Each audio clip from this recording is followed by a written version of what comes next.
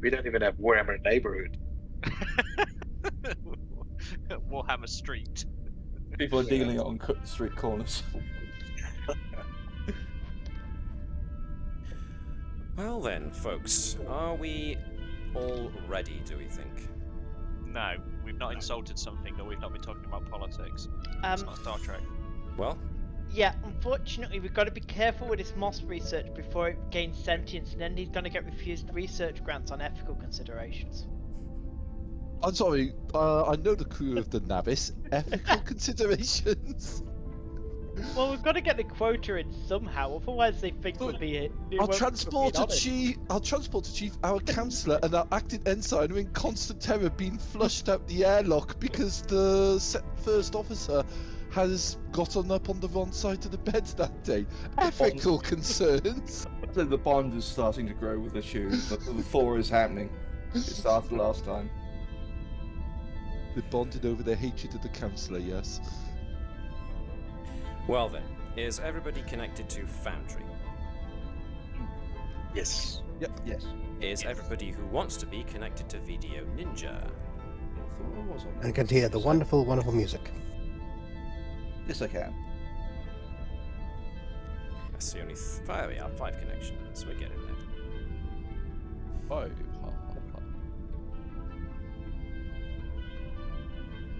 Yep, and we've now got chat working.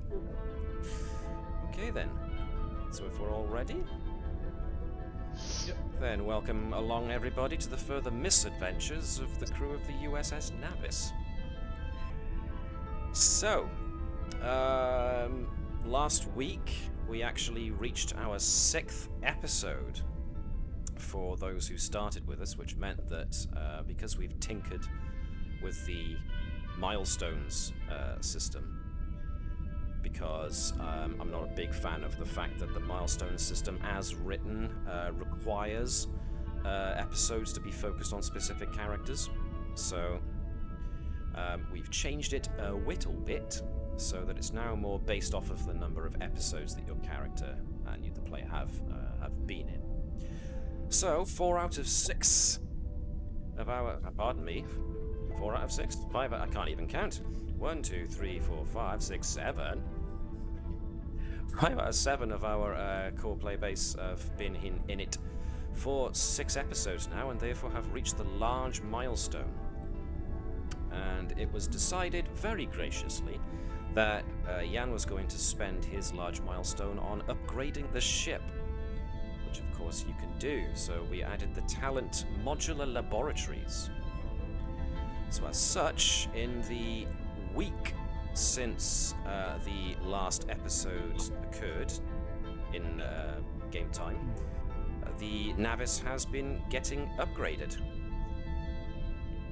So modular laboratories basically translates as there are now lots of bare bones empty labs sitting around the science deck that can be easily converted to include equipment to do with whatever specific field of research the crew wants to have those laboratories put to use for. Which is cool, because that gives you now the ability to have laboratories that are all set to be used for whatever you want them to. Science! Science, indeed. And speaking of science, the first thing we're going to leap into today is tracking the progress that Dr. Bertram, our Chief Medical Officer, has been making with using his various botanical experiments. Gareth, who plays Dr. Bertram, has been noting for a couple of episodes now that Bertram is trying to work on stuff, so we're giving him the opportunity to do that today, and I'm going to backlog it somewhat because he has been working on it for a while. So the rules as written have a guide for utilizing the scientific method for trying to solve a problem. So in this case, we will use that as a guide. So what I've suggested is that since Dr. Bertram had an eye towards trying to combine the energy-absorbing moss that we encountered on episode 2 with the radiation-absorbing plant that we found on episode... Ooh, which one was it? 4? That makes sense. It was that which It was- is no, it wasn't number 4. It was number 5. Was 5. Bacchus's irresistible call. So, Dr. Bertram now has an idea that perhaps you could combine the two in order to create a kind of plant that could basically suck the radiation out of people. So, in order to enact this scientific method, you can choose between 3 and 5 of your focuses that you think should apply to this.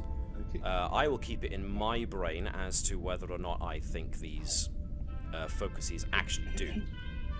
Yeah. Obviously, only one of them is the right way, and the only way you find out which is the right way is if you get to the end of your research and you get a result. If you choose an avenue to go down that actually isn't the right way, you will have to either pursue it all the way to the end until you get no result, or you get a result. At any point, you can choose to switch the focus if you think it's not netting enough results. And because we said Dr. Bertram has been working on this for a goodly long while now, we are going to track it back as if he started 2 episodes ago. Hey. So, the problem is radiation curing plants. So, which focuses do you think are applicable here? You said choose 3 of them, is that right? Between 3 and 5 is fine. Okay. 3 is Well, I probably think a the good number. Yeah. The first one, which is probably the most obvious one, would be botany. Mm-hmm. Yeah. As a manipulating aspect, I think in genetics. Mm-hmm. Do I get to choose my lovely new focus that I chose for the major Biotechnology. Well, biotechnology? if you think it applies, then I can see how that applies, so I shall go with that one. all right. Everyone else can feel free to chime in with what they think. In fact, the rules as written state that if somebody else has up to two ranks in the discipline that they think is necessary for this, more than likely science, but it could be medicine or engineering, depending on which way we're going, they can aid. They can assist. Well, depending on the kind of radiation, my quantum mechanics specialty could become useful. Anybody else think that they could factor in another focus to perhaps aid? I'm sure we've got some low-ranking crew members who could assist. Sorry, guinea pig. Uh-huh. No science, but no disciplines. So that'll be relevant. I mean, and again, Nurse Bravo has a xenobiology specialty. Do we think xenobiology applies in this case? What do other people think? Alex, any opinions? I'm just running Shaun, through it. any opinions? Yeah, xenobiology Yes. certainly a plus.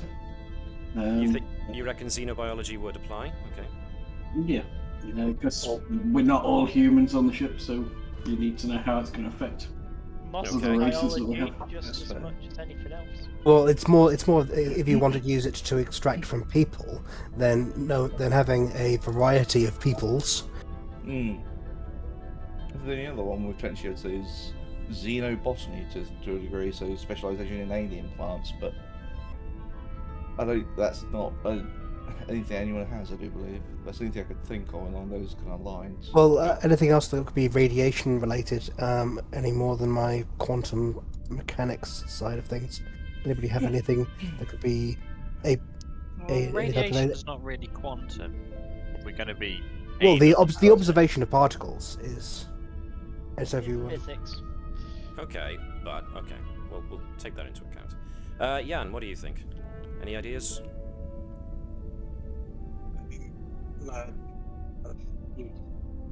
Since we don't have a xenobotany, I think the xenobiology is relevant insofar as the effects on, as has been mentioned, different species or would be useful. Okay. Webby, any thoughts? So the only thing that I can offer for this is Starfleet protocols. This is like, but you must do this between the lines. you as well as a as a player have the option of putting in your 2 cents. Yeah. So as I said, is that for me is that quantum. There is a difference between quantum and radiation, but I think the xenobiology is probably the best one that we do have, and if we do need to, then the blah blah. Yeah. Okay, so words far, quantum could be used. So I could potentially stretch geology but that'd be more for the cultivation of like what type of mineral content is in the soil, or kind of weather content, or atmospheric That's levels. A really big stretch there. As I said, it would study of rocks on how plants absorb radiation. No, it would be more said for the cultivating of it, not actually how it acts on people, but what it would need to keep it alive. I get the justification. As I said, but that's not really what we're asking here. That's the only thing I could stretch. Yeah. So far we've got. Oh, go on. Sorry. Thinking about it, depending on whether there's any kind of quantum tunneling effect happening during this radiation absorption, quantum effects might play a role. Well, all right. I'm going to add it anyway. So, essentially, the hypotheses we've developed so far on what could apply are genetics, botany, biology, biotech, xenobiology, xenobotany, geology, quantum physics. You're only allowed up to 5 of those to narrow the field a bit more, so... One of the ones you've actually mentioned is one that I said would be useful, but we don't actually have, which is xenobotany. Well, I think botany covers that to an extent. So, do we think xenobotany should just be replaced and kept as plain old botany for now? Does we don't have it. Xenobotany to use. Yeah, That's the point. I said we don't have that, so that's, there's more of a that would be useful, but we don't have it, so it's more of a potential future idea. Wait a minute, that random ensign on deck 56 has xenobotany. Because, admittedly, to me, botany itself is very broad to just say, oh, it covers everything, rather than you would think it'd be more of an to what's currently been discovered.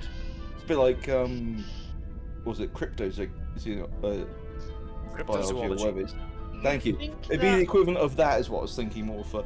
This is how using the scientific method, how plants would react that we haven't discovered yet. That might have some similarities. In terms of sort of like just going down to mechanics, I have biology and xenobiology as separate foci, which would indicate there is a difference. So. Yeah. Well, so for far the future then. Genetics, botany, biology, biotechnology, xenobiology, geology, and quantum physics. I said geology is an incredible stretch. I would cut that out, to be honest. I agree. Yeah. So that leaves us with 6, including the quantum physics, whatever side of it. I mean, does anyone else have anything else that we could use to cover the physics side of it?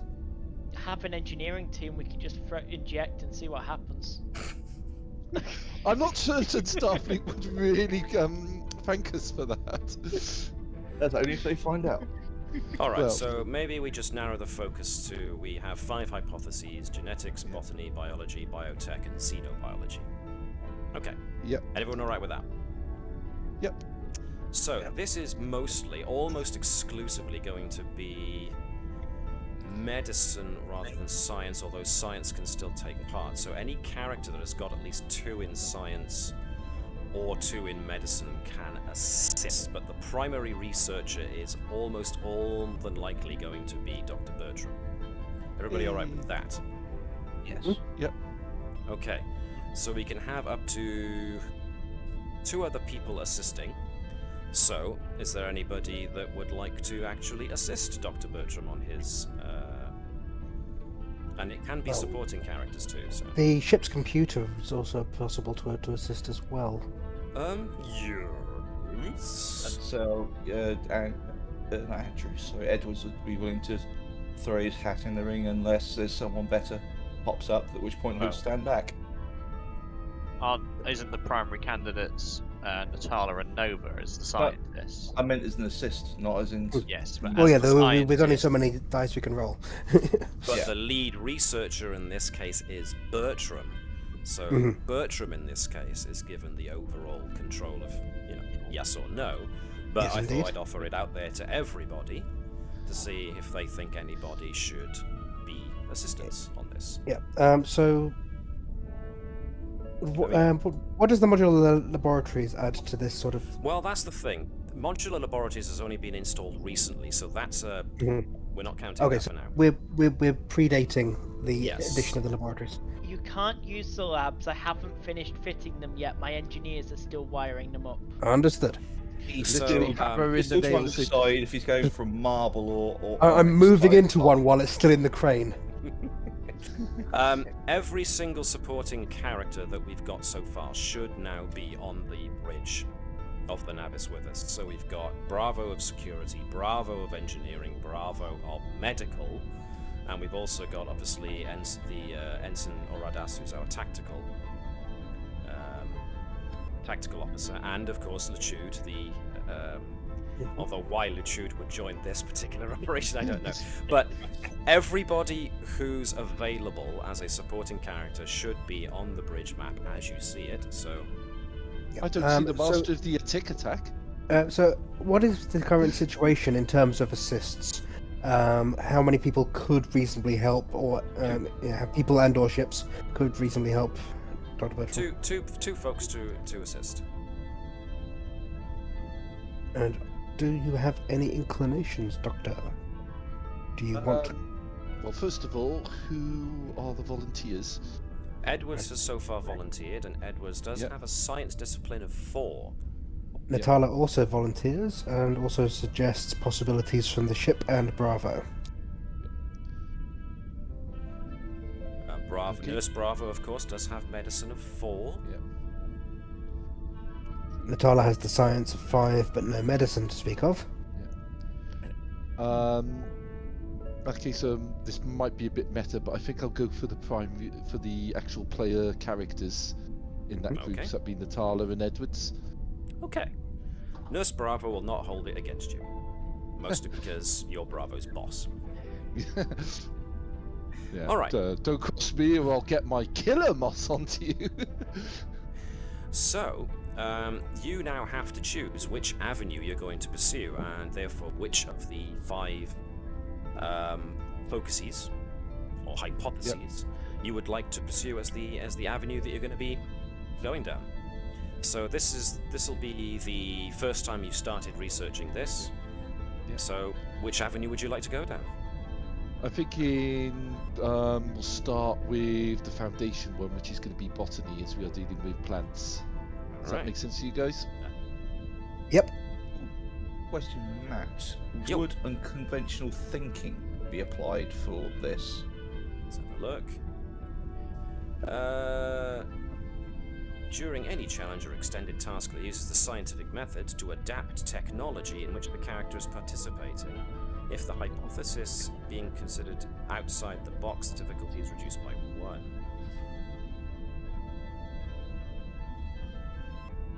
You're not really adapting technology, you're adapting plant life.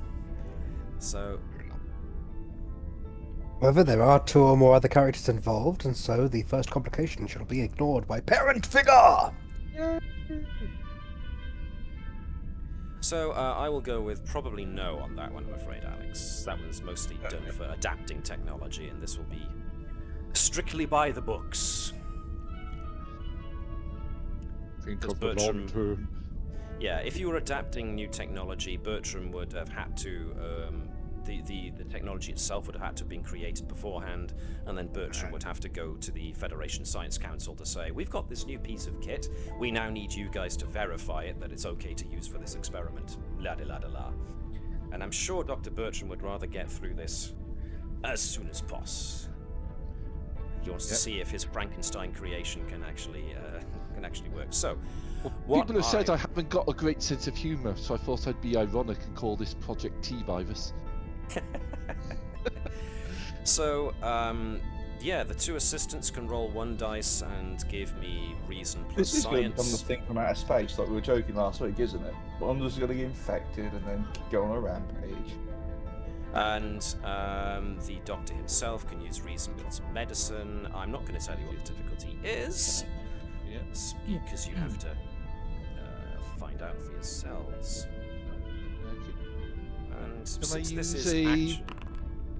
I was going to say, can I use a point of determination to kick this off? Really, really want to. This will be a retroactive one, but it will count off of your use of determination for this episode as well. So That's okay. It's reason plus science. Science! I just realised I'm on a completely different character.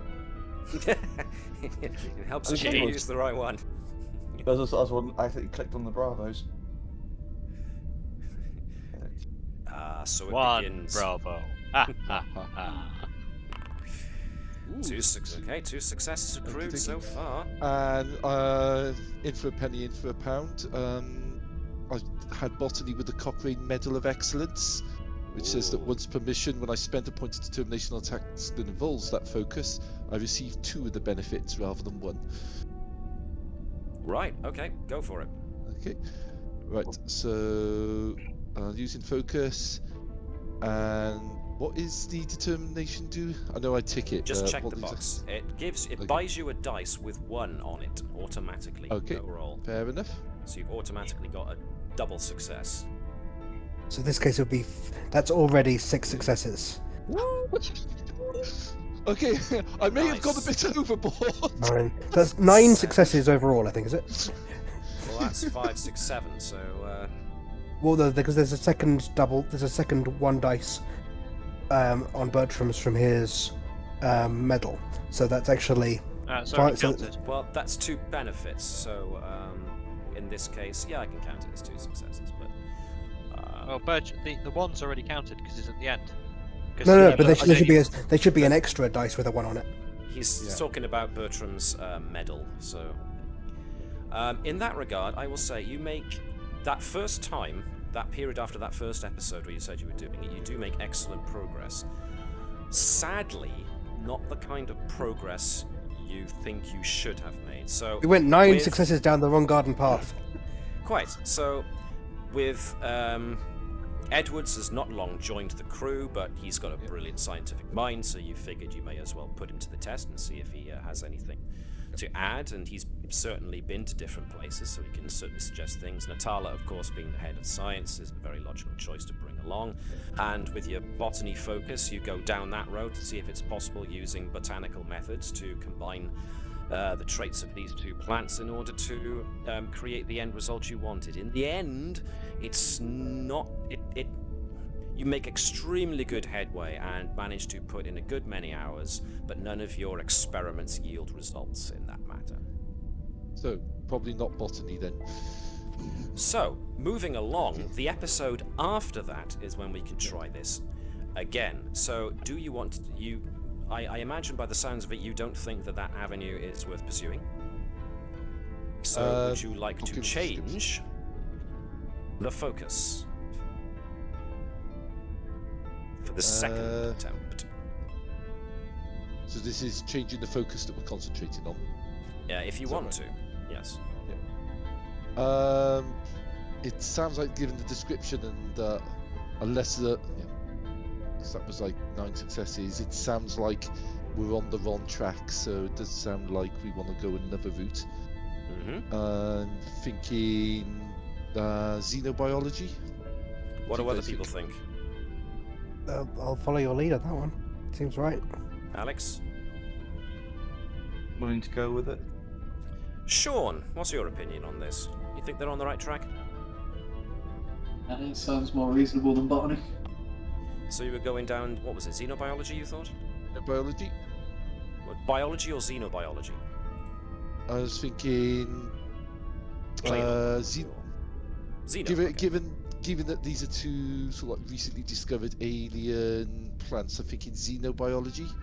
Okay. Do you guys think that's reasonable? Yeah, absolutely. Jan, what do you think? Well, I'm only a pilot, but Well, this is you personally rather than the the character. I mean, the options left were xenobiology, biology,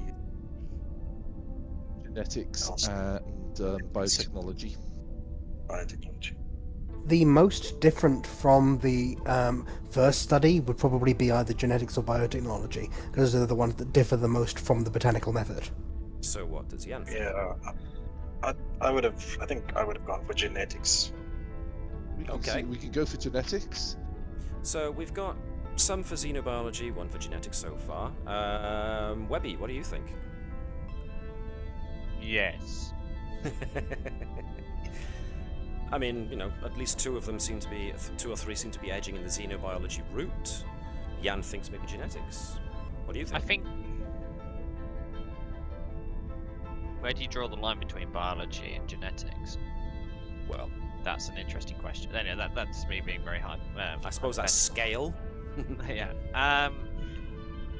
I think the plant. What you actually need to understand the plants to understand is that because the genetics is a byproduct. Obviously, the genetics assist, but the actual plant, so the biology. What was the other one that structure wasn't is genetics? what- It was yeah. what we were talking about. It was Biology, engineering. xenobiology, genetics, and biotechnology were the other four. Genetics kind of makes sense after a bunch of failures, because you're taking your failures and you're making them the basis of your continuing research. Okay. Because there's a concept Multiple of genetic species. algorithms where you go, we do 50,000 different iterations, these 5 were the closest, take them again, iterate on those, repeat. And that's more of a genetics experiment than a can I get it right myself. Good point. An interesting Webby? justification for the second step. Yeah, Webby, what was your opinion then? No, it's fine. I'll go with the grape. Well, yeah, what was your opinion by the end?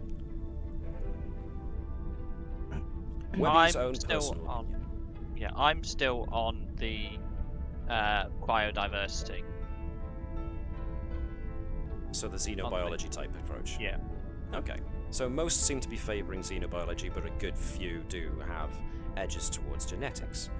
So ultimately, everyone's now made their opinions clear, more or less. So yeah, the lead research scientist gets to ultimately decide what avenue to go down. So I think Bertram would go down because obviously one of his values is think of the long term. I'm not invoking that for determination, I'm just saying as part of his thing. He'd be going with the gathering the information from the initial sort of like disappointments of the first stage. He'd be going down and getting all the information to actually build the best picture, as well as trying to actually go down this route. So he'd probably favour xenobiology for step 2. Okay. Step 2 it shall be, with the focus on xenobiology. The same 2 going to be the assistants in this regard? Unless anyone else wants to jump in with an interest in xenobiology I'm not aware of. Okay, I'll take that. Bravo does have a focus in xenobiology if you want to use Nurse Bravo instead of one of the other 2. In that case, are you guys okay with Nurse Bravo taking over for this step? I would quite like to continue with Natala, partly because I have testing a theory, so when I keep on rolling on the same thing, I can go up by a dice. Right. Is Edwards okay with stepping back for Nurse Bravo on this step? Alex? I'm happy to keep on going. Are you alright to step away? Oh, step away, sorry, you want me to step away? If someone's better, then yes. Because for this one, I'm choosing, happy to be a stopgap, basically. So if you want me there, then I'll keep on going. If not, then it'll step back for someone more experienced. Cool. Then, Jan, could you do me the favour of rolling for Nurse Bravo? This is going to be a reason plus medicine for Bravo, and he's going to be assisting with a focus on xenobiology. Natala, same as before, just a reason plus science, and Bertram, you're going to be using reason plus medicine. Yep. So let's see how far you get down this particular path. So that's one success for one success for Bertram and one success for Bravo. Okay, so you make your way down that particular avenue, and so far you've had some results, neither positive nor negative. It's unclear at the moment if this particular avenue is going to be the best result, but utilizing knowledge of xenobiology in order to understand how different biological systems work is certainly an approach. At this early stage, it's not that easy to tell if this is going to yield the ultimate results you want, but so far the experiments are going along, and that kind of brings us up to speed with where we should be. Okay. So I guess is only one other question in that case. Do these rolls over whatever difficulty was set in count as gaining momentum? Because they happened, because they're kind of retroactively happening, not these ones, but from now on they will. Yeah. If this was me using this guideline as a means of establishing your progress with your experiments. No Didn't problem. you notice we already spent it?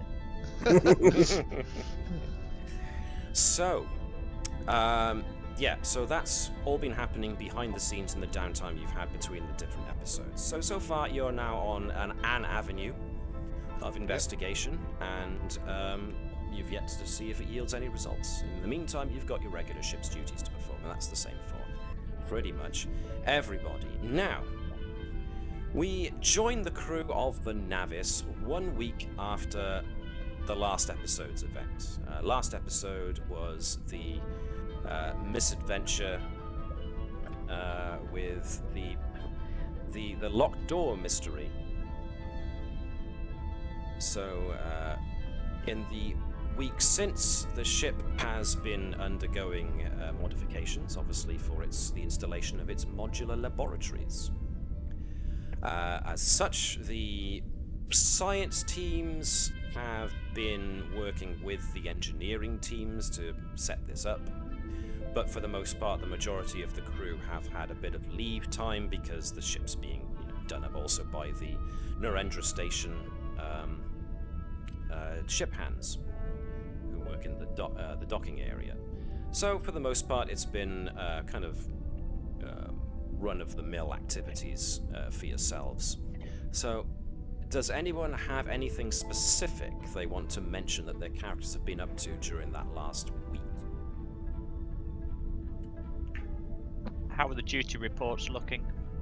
Well, seeing as Commander Andrews did a stonking job on those duty reports a couple of episodes ago, I'm going to make the unilateral decision that you've now got into a role and you kept keeping your head above water. So just in time for the next round of appraisals. Yay! Okay. So yeah. Based on recent news, the engineering team have been practicing what would happen if we had to crash this ship into a planet. Okay. I was going mentally along the lines of what in case of intruders, maybe, or someone compromising. No, if the ship crashed we into haven't a planet. got that far yet because it's took a while to get this simulation right. Because we watched the thing about the Enterprise D crashing into a planet and bouncing, and that was terrible driving. And look how well they survived. Can I make a suggestion? suggestion? Thing there, Davis said, if they have to crash into it, so not an accidental crash. If he has to plow it into a planet like a dart. Can I make a suggestion there, Davis?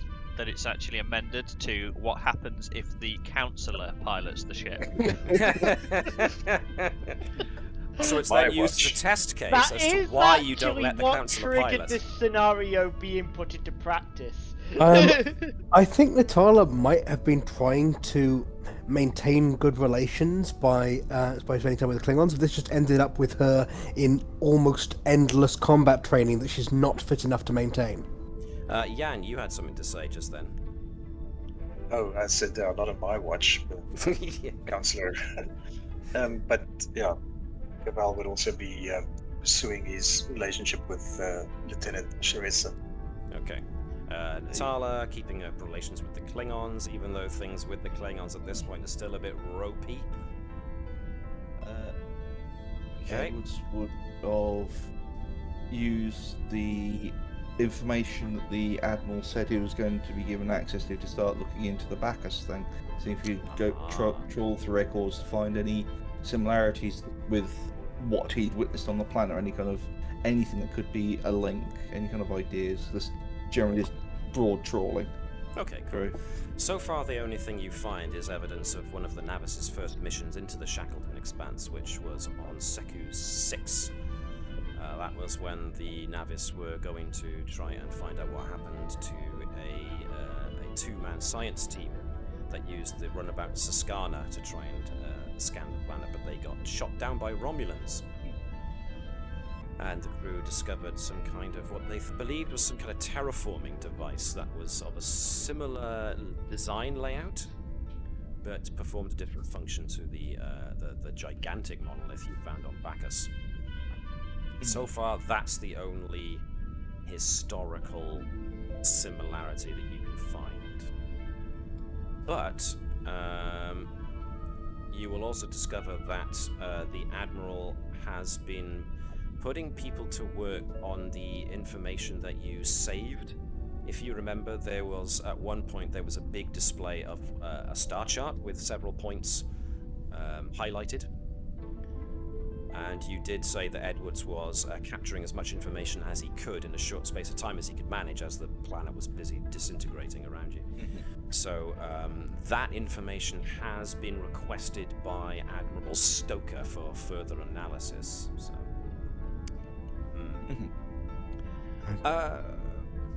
Shaun, anything that Nova was up to in the meantime? Probably just carrying on her morale boosting efforts and getting to know the other crews and making sure that everyone is working together and yeah, cool. generally happy. Yeah, the Bellerophon is around, and most of the Bellerophon's crew are easy to get along with. The haughty captain and his XO, however, are often the ones that are the most difficult, but they don't tend to visit the same public areas as the rest of the crew do. Apparently, Captain, and I keep forgetting his name, he's just such an awful character, I just don't keep it in my head. Blackford. Captain Blackford of the Bellerophon and his XO like to keep their basically their shopping and their eating to the eateries and whatnot that are actually closer to their quarters, rather than go to the Galleria level where everyone else goes to socialize. The Klingons. Sorry, what was that? We're so thankful. Yeah. The Klingons, however, you've made a couple of good contacts with the Klingons, especially the crew of the Mapui, because their captain is, well, let's face it, he's great. Captain Akul and his folks are a lot. After you get to know them, they're a lot more loose and less uptight than you thought Klingons would be. Whether that's any influence of Akul himself and his entirely different approach to being a Klingon, you're not sure. But for the most part, a lot of the Klingons are keeping their distance, and they're always casting those disapproving glances in anyone wearing a Starfleet uniform direction. More than likely due to the Klingon High Command's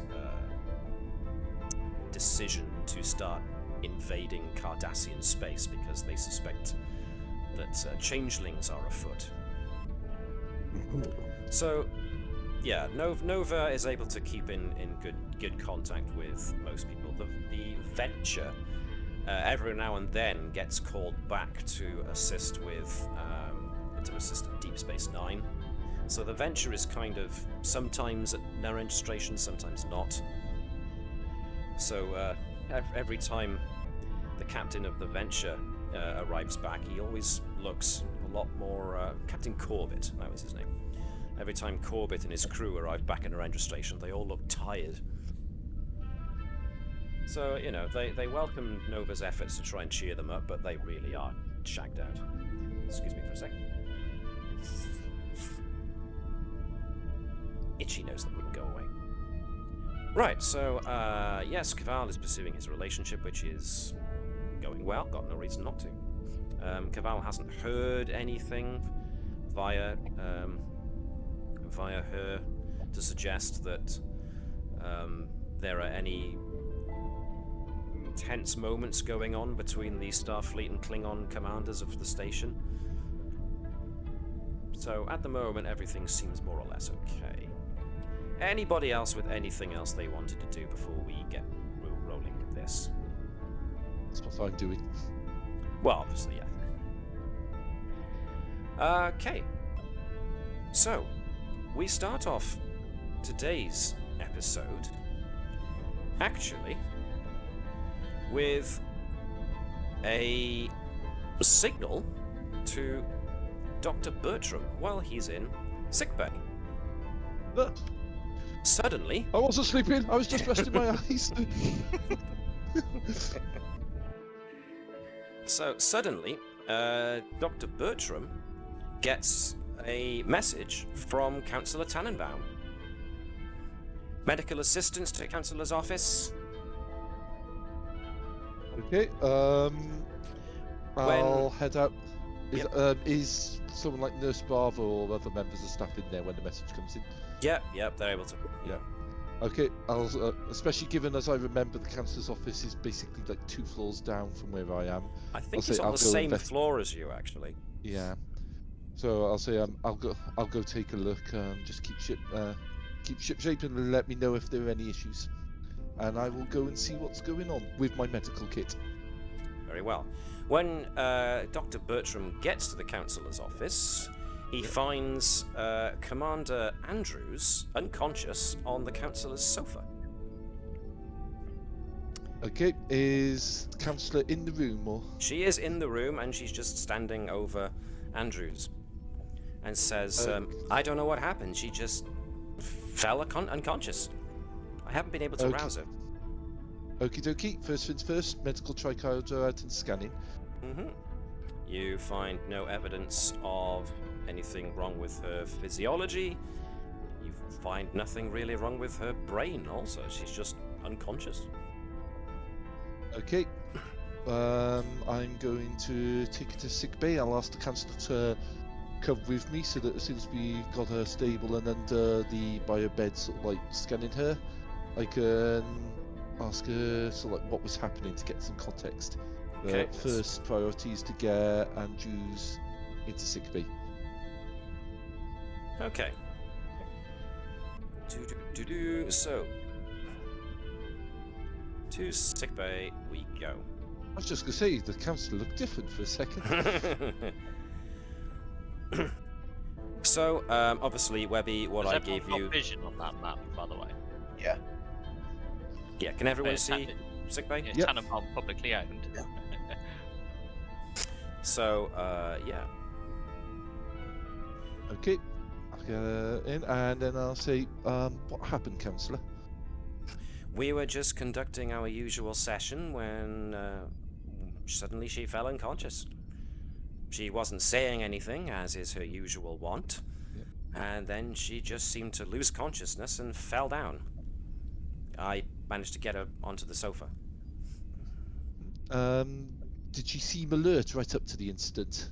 She was staring right at me the whole time, as she does.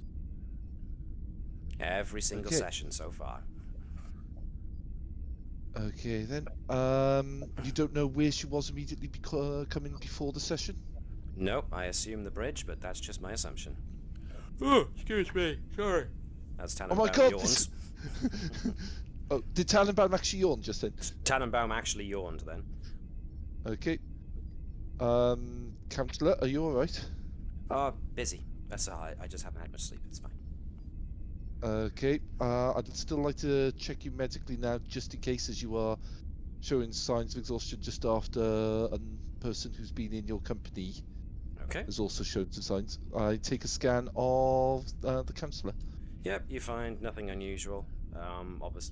Obviously, she does show signs of working a lot. Okay. So her cortisol levels, her stress levels are a bit up, but Yeah. you're not surprised considering what you've heard, the duty rotation she's been getting given by the commander. Okie dokie. As I set the biobed up to do some more sort of like thorough tests, I say scans aren't showing anything wrong with you either, but except other sort of like signs of stress and tiredness, you might want to consider looking to yourself as well as looking after the rest of the crew. Perhaps someone should tell that to the person in charge of my duty roster, Doctor. Well, let's see if we can actually get that person conscious so that we can have that conversation. Okie dokie. Yeah. It Activating. Takes, a simple solution for you to bring it back. And So Andrew's eyes flicker open. Okay. Just checking before she's conscious. I will take a small blood sample to test for changelings, as that is part of my mission. Tests now. Yep, she's not a changeling. Well. You sound almost like you were hoping that was the case. Well, now I have to tell the nearest airlock that they're not on standby anymore, because apparently that's how we do things around here. Okay. Telling the two members of security to stand down. Yeah, stand down. We're not doing the Project Litude on Andrews. Okay. We're not pulling a Litude.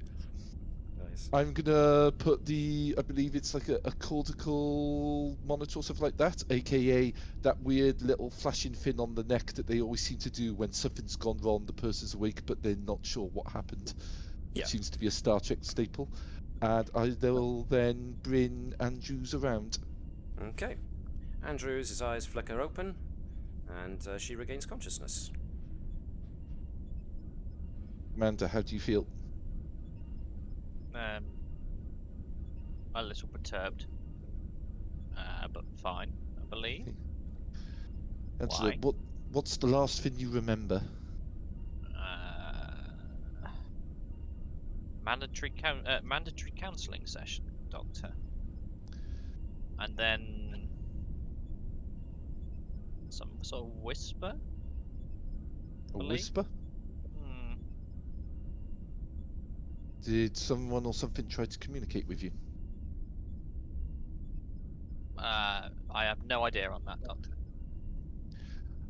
I want the biobed to search for any signs of potential telepathic or similar non-conventional direct communication. Okay, fine. It finds nothing evident. There's no of the activity you'd expect from such a thing in her brain.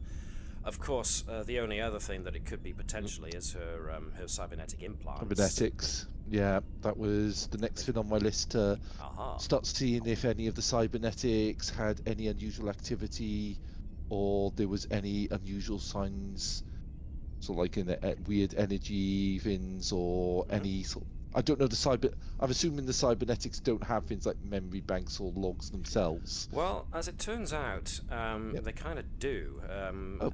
Andrews' eye, bionic eye, and by extension, Keval's does too. They have limited memory capacity because they need one.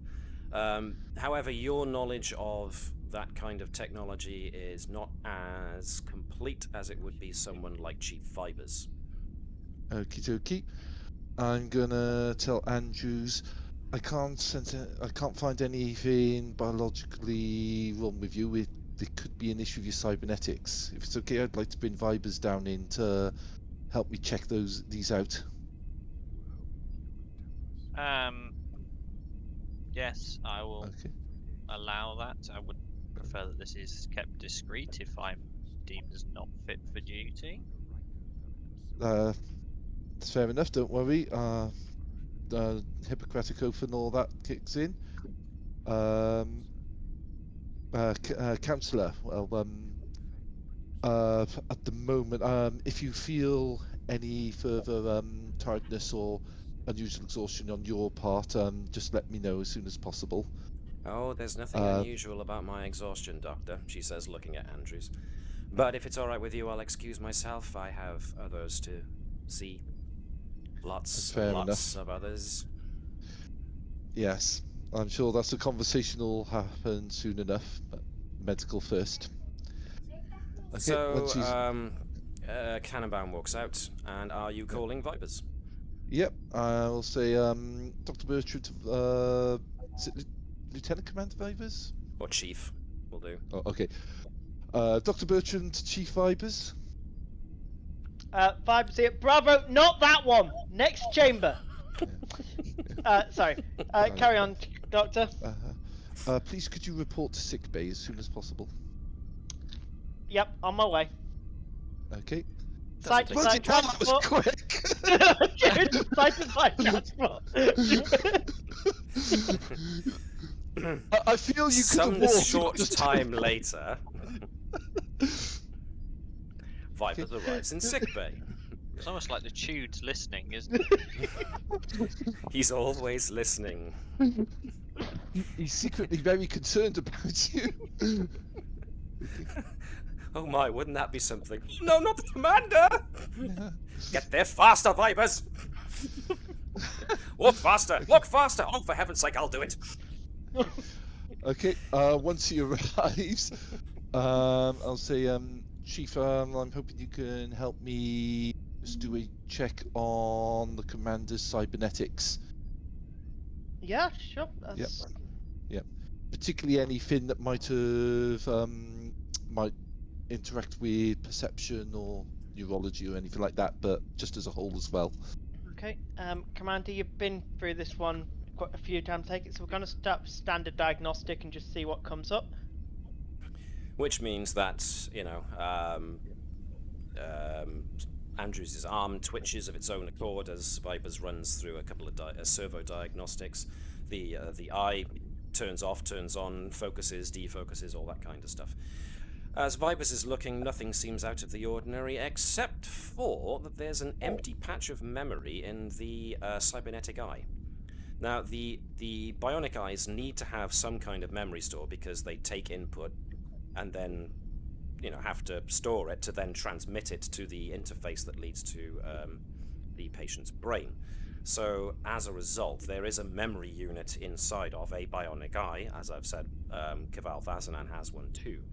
The current memory storage of these bionic eye memory units are about 2 hours, and then the small processor inside the eye then scrubs the data so that it's able to free up space. But you are finding a gap in the memory of about 5 minutes.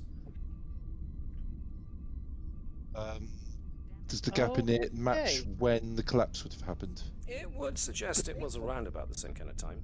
Yeah.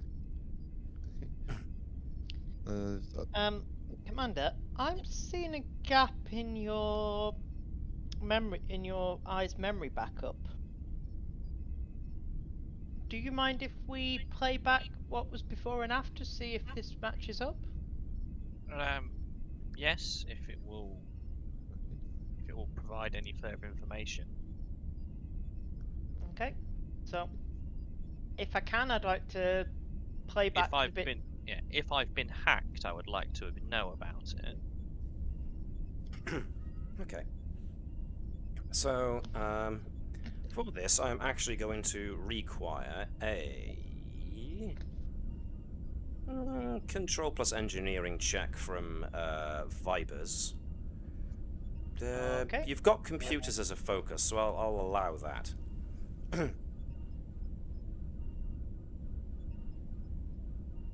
So if you just make me a check, I won't tell you how difficult it is, because that's up to me. 2 successes, okay, that's pretty good. Yep, you can access the memory unit, and you do get a playback. Webby, do you want me to go through it, or are you alright going through it? That's what you said. Yeah. It's basically what I sent you earlier, yes. Yeah. Okay.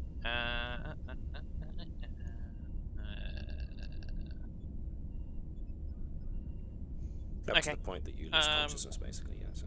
Yep. So effectively, is that you will see as Andrews is standing outside of Tannenbaum's office. There's kind of like a couple of paces as if to go in or not. She does eventually then go in. Sits down on the chair opposite. Oh, sits down on the chair the furthest distance away from Tannenbaum, and then there's just a lot of staring, watching as Tannenbaum relays information, etc.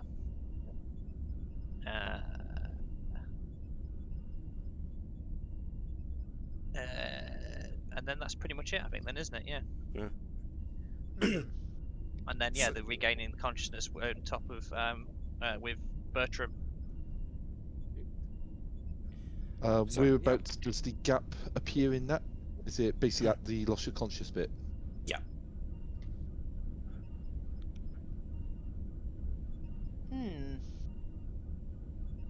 So everything that we saw looks normal, but there's a very suspiciously timed gap. Is there any logs on it just for actions it's done or anything like that? Just no basic recording. The recording stops at a specific timestamp, then resumes at a specific timestamp. Which is odd because, you know, it should be a continuous work through to its 2-hour duration before it then, you know, wipes itself and starts again. Which is a process that happens so quickly, it's nearly instantaneous, you know. Anything else you'd like to do? In fact, yes. Right. This is a cybernetic device you've got going, so I'm assuming I can get some sort of diagnostic device from the replicator that I can just go did a diagnostic. No, what I'm talking about is if I get a little recorder that Andrews can carry on a person, and if it stops recording again, it sends a page to engineering saying it's screwed. Interesting. That's cool. Or like it that. can duplicate the recording for that time period. Is the commander happy with taking that? Yeah, I think she would be happy. Okay, This cool. won't send any data to me normally. This will just keep it on your person. And this means if it skips time again, me and the doctor will be told. And we should have a duplicate recording of the time that's skipped. Could it be potential triggers?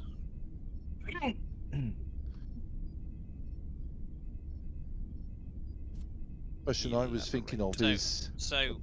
Well, sorry, you first, Doctor. Does the eye standard or now been changed somehow have the capability to send information other than the normal routes as an optical replacement device? As if you mentioned someone hacking into it, could this basically be somehow someone using it to actually kind of hack in and seeing what you're seeing, gaining information, especially given your position, you in a position where what you see could be tactically valuable to an enemy? That's a good thought.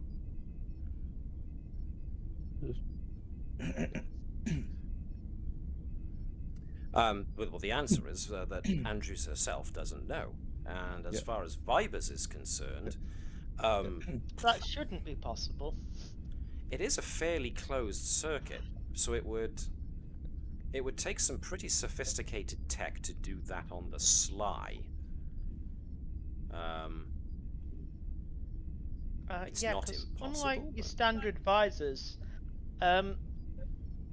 this thing isn't really ever removed from your face so that someone can interfere with it and then sneak it back. Point. I don't really have a choice in that matter, Commander. I know, but this means that if anything's interfering, they've done it wirelessly while you were unaware. That doesn't seem likely, but I will keep an eye out. Matt, sorry. Starfleet protocol in a situation like this, I don't want to make assumptions. I know obviously Andrews doesn't want it advertise a lot, and I'm not intended to sort of like shout it from the rooftops. But should we be actually summoning the captain down and updating her on the situation? I think it would be probably worthwhile. Andrews would mention that it would probably be worthwhile that there is a senior bridge meeting to discuss the There you go then. situation, because potentially the first officer is compromised, or something unusual happened, which then could allow the scientists and also the fellow cyberneticists to kind of like have their 2 cents worth for discussion. Yeah. We might also want to, I'm thinking, check up on anyone else with cybernetics to see if they've encountered any issues. Was someone going to speak up there? I was just saying me. Yeah, that was what I was thinking. Cool. Yes, indeed. I'm sure the captain would also, once the captain is informed, the captain knows about Keval's cybernetic eye. She does indeed. Yeah. Well, it's around about this juncture, funnily enough, that you get a senior bridge officer's report to the conference room. Well, that's convenient. Commander, I was thinking more, Commander, we probably want to actually update the captain before she does whatever she's calling us together for, I'm thinking. Yeah. Just in case. I will relay that information while we're en route. Okay. Okay, so the three of you gather yourselves and head towards the conference room, deck 1. So you saying that Andrews is going to comm ahead to the captain? Yeah. Okay, at which point she just goes, acknowledge, Commander. At which point we will move to the conference room. And you find, so as soon as Bertram and Vibers and Andrews arrive at the conference room, they find Natala, Keval, Edwards, Nova, and the captain already there, plus Tannenbaum, plus Admiral Stoker.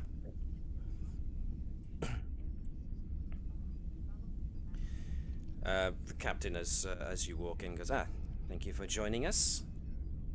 The Admiral was just about to inform us of our next mission. So as you all take your seats, the Admiral nods and stands up. Well, no doubt after the recent ship improvements, the Navis will be expecting a shakedown cruise. As it happens, I have just the mission for you to test out your new modular laboratories. Excuse me. There is a planetary system that appears to be of interest. The planetary system was part of the data captured by Ensign Edwards here as you were leaving the planet of Bacchus 4. The information I'm primarily referring to here, of course, is the three-dimensional map of what appeared to be the Shackleton Expanse. And there were a number of what we believe to be sites of interest highlighted on that map. While analyses of this and other data that you managed to extract from or save from Bacchus 4 are still ongoing, long-range stellar scans of the Shackleton Expanse have revealed a system which seems to match the location of one of these highlighted areas. At present, the system is designated HIP 73513 on the edge of the Romulan neutral zone. Now, at the moment, long-range scans are having a bit of a time trying to determine what exactly is in that system. But from what we can tell so far, the Romulans appear entirely disinterested in that section of the Expanse. So I'm not expecting trouble. Your orders are to conduct a system scan in order to determine any points of interest within that system. Now, it goes without saying that if I'm giving you this particular mission here in private on the Navis, that will no doubt be perking your curiosity, if not your suspicion, in regards to the true nature of this mission, and I will concede that there is a certain amount of that warranted here.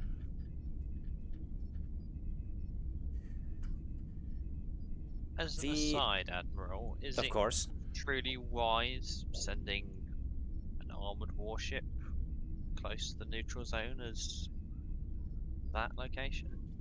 Well, as I said, I've consulted with Starfleet intelligence what we've gathered of the Romulan activity on this side of the Shackleton Expanse thus far, and so far we've seen no evidence that the Romulans are at all interested in this specific section. They have made no attempts to make any forays into anywhere near this system of space that we're concerned with. Of course, a armed ship as much as yours might be viewed in a certain light, I suppose, but in light of the potential for finding information pertaining to the ancient civilizations that I'm considering my primary focus, I want to make sure that no one else finds any information that we need to keep quiet. I don't have to remind you of the nature of my suspicions, as I've detailed earlier, I trust. Now, let's not say that I'm expecting you to find anything. This could be nothing. Whoever it was that left that stellar map could have just been highlighting locations with interesting mineral deposits that they could have used. If that's the case, then I'd be as happy as anybody to point out that I sent you on a mineral mapping expedition. I'd be the first to be very pleased that you didn't find yourself in any trouble. However, precautions do need to be taken, just in case. In that regard, that brings me to a standing order that I'm going to have to insist be put in place during the expedition that you're going to be going on. I very much require Councillor Tannenbaum to be present on the bridge during the course of this mission. Seeing as the last time we encountered remnants of a forgotten civilization in the Shackleton Expanse, certain members of your crew and other individuals that you met along the way were found to have been influenced by outside forces, I'd like to keep someone with an outsider's view on yourselves present, just to keep an eye out for any such potential influences. Now again, let me make this clear. The captain also gives a sideways glance back to her XO. Now, as I've mentioned, this is a system scan mission. Matt forgets what the actual term for it is. Ah, it's gone. Survey. Thank you. A system survey mission. Thank you, Jan. My words always fail me when I need them most. There we are. This is a system survey mission, so if you do come upon complications that require you to engage in hostile action, then I expect your first response to be getting out of there. This far, that close to the neutral zone, we can't take chances. Questions and concerns? Very well then. Captain, you have your orders. I'll take my leave of you. And, good sailing to you. The Admiral leaves. At which point, the captain gets up and says, very well. I suppose we have to make ready to depart. Department heads, if I could see you outside the conference room for a moment. Counselor, we've got a good few crew members who are going to have to be pulled off of shore leave. Could you start off for the re-embarkation call? At which point the counselor goes, of course, Captain. I'll get on that right away. She kind of does a backwards glance at you guys, but she doesn't voice whatever concern she had and leaves the room. At which point the captain just sits back down in her chair and looks at the rest of you, especially Andrews. Can I say I'm not thrilled? Go ahead, Mr. Edwards. No, you first, sir. Well, having Tannenbaum on the bridge this entire time is not going to be easy. However, a system survey mission doesn't sound like it should be too much trouble, but... Concerns, observations. If you'd like, I could monitor the monitor, see if she's up to anything adverse. That would be acceptable, Lieutenant Nova. If I may, what I accidentally interrupted the captain for. Go This ahead. isn't the only part of that map that's being looked at. I had, using the new access the Admiral had given me, started trawling through to see if I could link anything up, and discovered that that particular piece of information that I was able to save has been given to other teams as well. So I imagine while this is happening, it's also be simultaneously being repeated through potentially other ships under her direct command. She's really going at this, and on a very large scale. So, do you think she's going to sort of compare the results of the different? Let's compare. I think she's more just trying to cover as much as she can in the shortest distance. That's the only thing I can think of for sending out for the other. Matt, to get an idea of how many teams were sent out.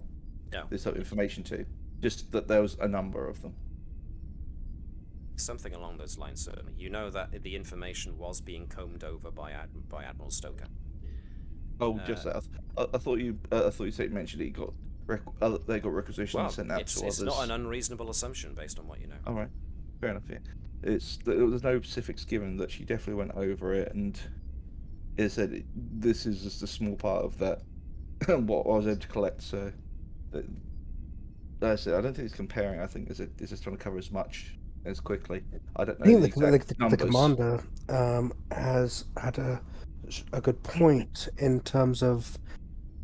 I don't think it's reasonable to assume that our observation of, even without the possibility of us finding anything, simply our travelling there is going to provoke some kind of response. And so I interrupted you earlier, sir. Commander Andrews, what did you want to say?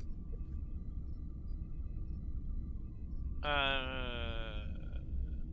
can't remember now. It wasn't important. It was just following on the lines of the conversation you were already going down. Apologies, sir. I wonder if the Admiralty is getting twitchy. They tend to do it before something big happens. I've got memories of something similar around the Kittimer incident, but that's a bit fuzzy. That was what I was going to ask. Is it, on your investigation, is it the fact that you believe that the Admiral is sending ships to the same locations or separate locations? Because if she's sending ships to the same location, I'm very worried about this situation. Sir, if I may, I couldn't get that much out of that. So you're hypothesizing off of a potential. Yes, given that I knew that it was definitely combed over, and we know she has assets under her belt. clearly by when we were questioned after the initial incident. Effectively, it's being looked at by a sufficient number of times, a sufficient amount of data being covered. If it was one person looking over it on them by themselves, it's an unhealthy amount. But I'm fairly sure that she is using other resources other than ourselves. We are potentially one of many. I would put money on that. Well, whether it's one, be it might be a research team that's on Gridton's on station rather than. Oh yeah, I'm not necessarily be another ship. Yes, but I'm prefer to overthink than underthink, and considering she did have a fervor about this. Nova, did you get any feeling off of the Admiral? Nova got what she expected to get from the Admiral, which was steely resolve. Determination. Nothing out of the ordinary from the previous meetings that we've had with her. She was just focused on her mission, I suppose.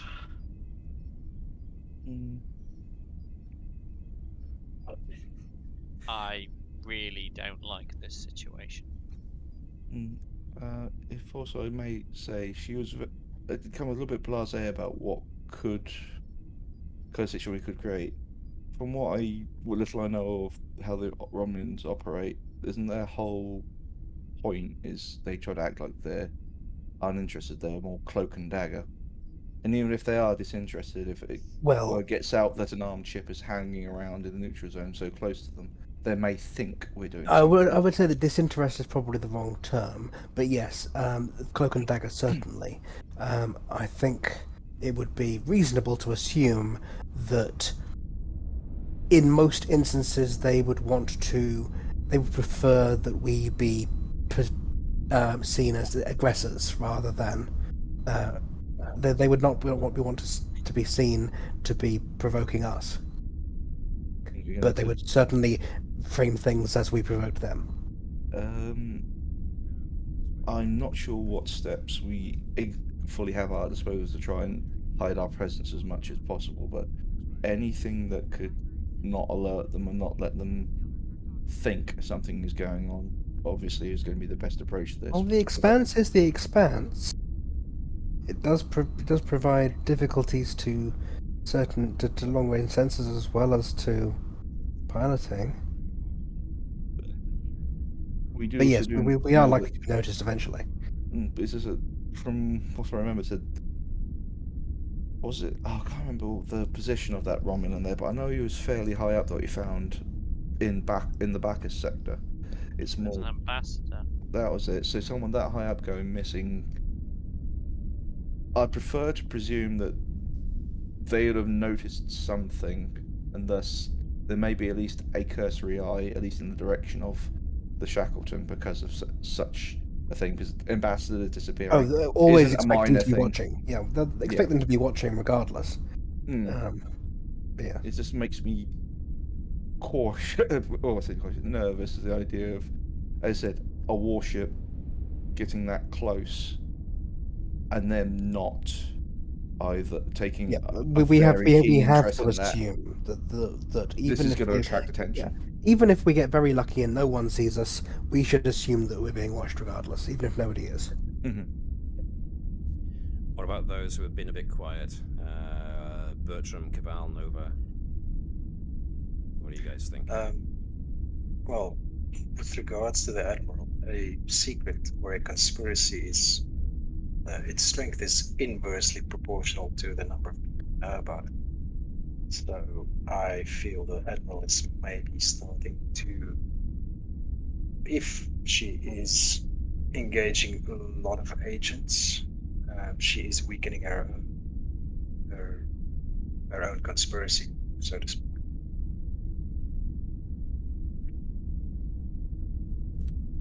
What about Bertram? Bertram's thoughts is, well, to put it simply, while the we've been given the brief that Romulans don't seem to have any interest in this area. This area has recently started to become a very sort of, basically it's become a hotbed of multiple powers from pretty much the quadrants, because we've seen Romulans sort of appear a couple of times. The Duras family has started having operations here, and there's this we've seen some very, very odd and unusual powers of various kinds, and there's the overarching thing of people hearing this weird influence. I wouldn't be surprised if Romulans are looking around, and it might be the reason that it's possible the reason that they haven't had any interest in this sector is no one else has yet. The moment that they see us poking around, they might think, they might literally be waiting to go, they're looking over there, that probably means there's something interesting that way, let's go look. I might be a bit paranoid, but I think we should assume that when we go there, we will be attracting someone's attention and should be on our guard. Not to break the flow here, but certain people have just been making note that they can hear strange voices in the background. It's entirely possible that the ambient ship noises that I've got going on, they occasionally have dialogue going in. So John thinking he's hearing Denise Crosby might very well be the fact that there's whoever's recorded this background ship hum has also included bits of ship dialogue in the background in a quiet way. So you're not hearing ghosts. It might not be so. It might actually be coming through the ambience. In the meantime, what does Nova think of all this? She's got no real reason not to trust the Admiral's decision to send us there, but it could also just end up being that this is a test of other groups' response to that and how much information they seem to glean about our missions. So it could be a like double test as such. Not just a one test, a double test. Insidious. Okay, so apart from the possibility of Romulans, etc., what do we think of the mission itself? Such a scan seems fairly reasonable. Do we predict any difficulty with the mission as written? Do we have any information about this particular area? Or is it completely unexplored? If you bring up the information that the Admiral has given you, the system HIP 73513 has so far not been scanned by anybody due to a large amount of in-system interference that's preventing detailed long-range scans from taking place. So when you try and bring up that information, you've got mostly a lot of nothing. Fun, interesting things for sensors to play with. Natala claps her hands together and rubs them eagerly. So, what readings do we have on this, on possible explanations for the interference? Let me dig through this a little bit. I can prep us reasonably well for the expedition, but I just need to get an idea of the land before I can do that, though. Understood, says the captain. Well, in any case, go on, Keval. I mean, if we go by what we've encountered from these weird ancient artifacts, maybe we can have some kind of entry or entry plan for when we reach the area. I mean, we've had a beam that basically rendered us incapacitated. We do have records of the energy signature, so we might be able to look for that on going in, because I was getting interference on the comms before we entered the sector. In this instance, we can basically we could try to to make some reasonable guesses at possible sources of the kind of interference that's been preventing long-range scans, and then see if we can come up with some ideas of how to prepare the ship for the different risks and hazards that could have provided those difficulties. All right then, says the captain. It seems you've got a basic idea of what to go on, at least as far as preparations go. Recall all your departments. Make sure everybody's prepared and ready to go. And yes, if we can get a plan of action together from the various departments, what they think they need, what they think we need to prepare before we go. XO, if you can make sure that every department has put a full list of what they want to take as far as supplies go. We need to make sure we've got everything we need before we go. Prepare to leave space dock in 2 hours. It should give us enough time to round up everybody and everything we need and be away before too much time elapses. Nova, Mr. Redwood, would you like to come and play on the holodeck for a little bit to see if we can work out what this thing is? What was the XO about to say? Yeah, whilst we're just on the subject of it, is that do we know if there is any potential electromagnetic interferences or anything that's been detected from that area of space? No idea. Keval, have you had any difficulties in recent days with your cybernetic? He has not.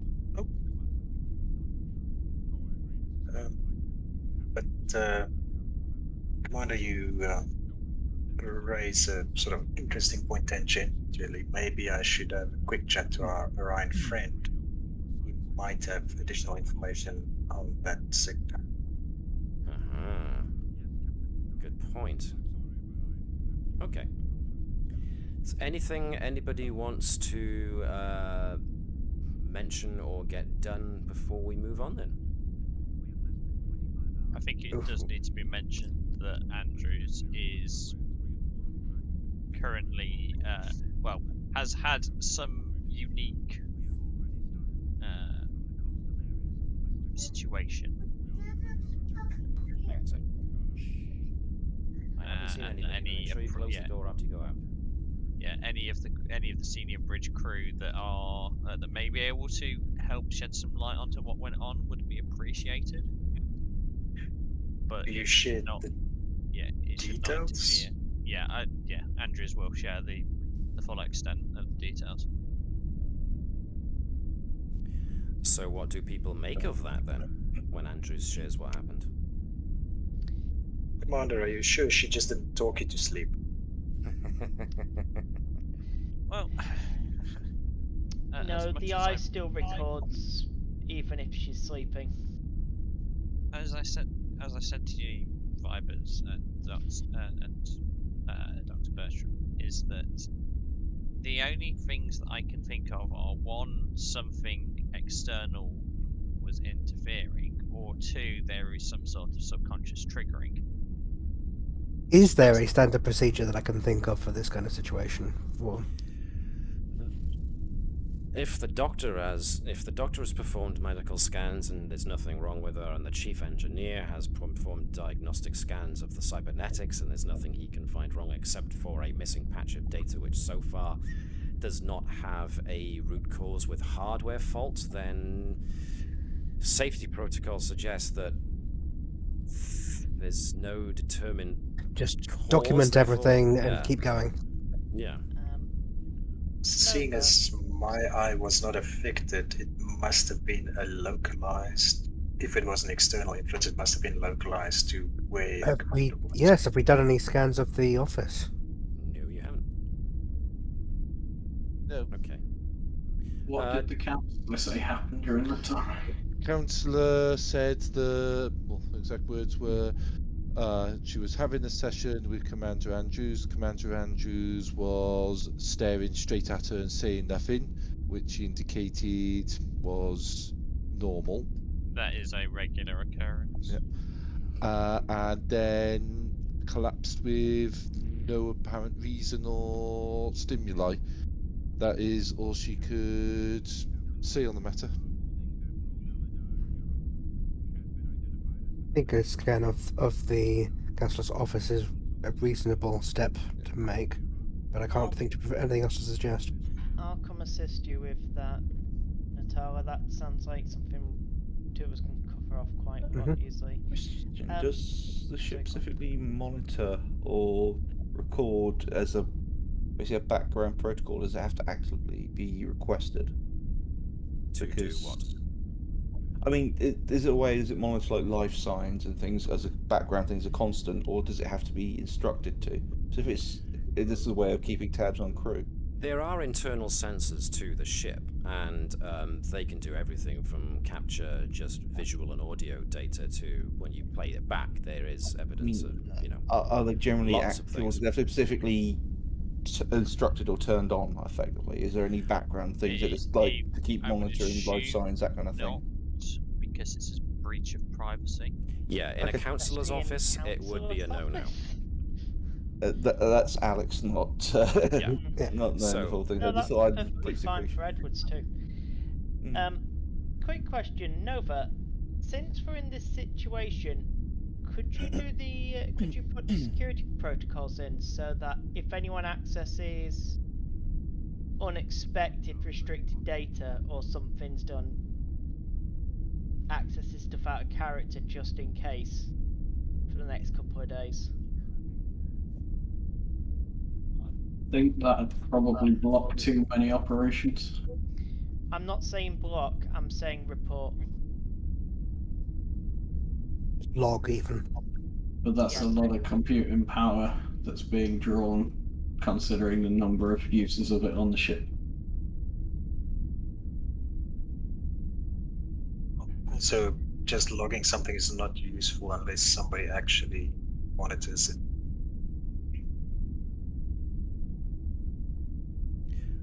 Alright, so what do you suggest? What preparations do you want to make? What kind of things do you want to do before the ship disembarks from dock? Yeah, so there's two different projects I'm now working on. One of which is getting the office scanned in any way to see if there's anything still producing. So, say if there was anything still being emitted in that room, we'd need to know about it. Okay. If you're busy with another project, I can take. The only other project is the simulation of possible things that could be in the system we're heading with. I was actually tempted to do something else in prep. As I said, the background energy gave off interference on the communications last time. I was wondering if we could potentially fine-tune the communications array to be a bit more sensitive to that specific type of interference as a pre-warning system. Yeah. So, like I said, if it was beyond the sector last time, we might really get a bit more of an idea. I wouldn't expect to see the same thing twice, even with the same group, because previously that last time was the only time that we've encountered that specific frequency, but it's a possibility. It's certainly a good precaution. As I said, we can't really make any presumptions just because it hasn't happened the second time yet. All right then. So,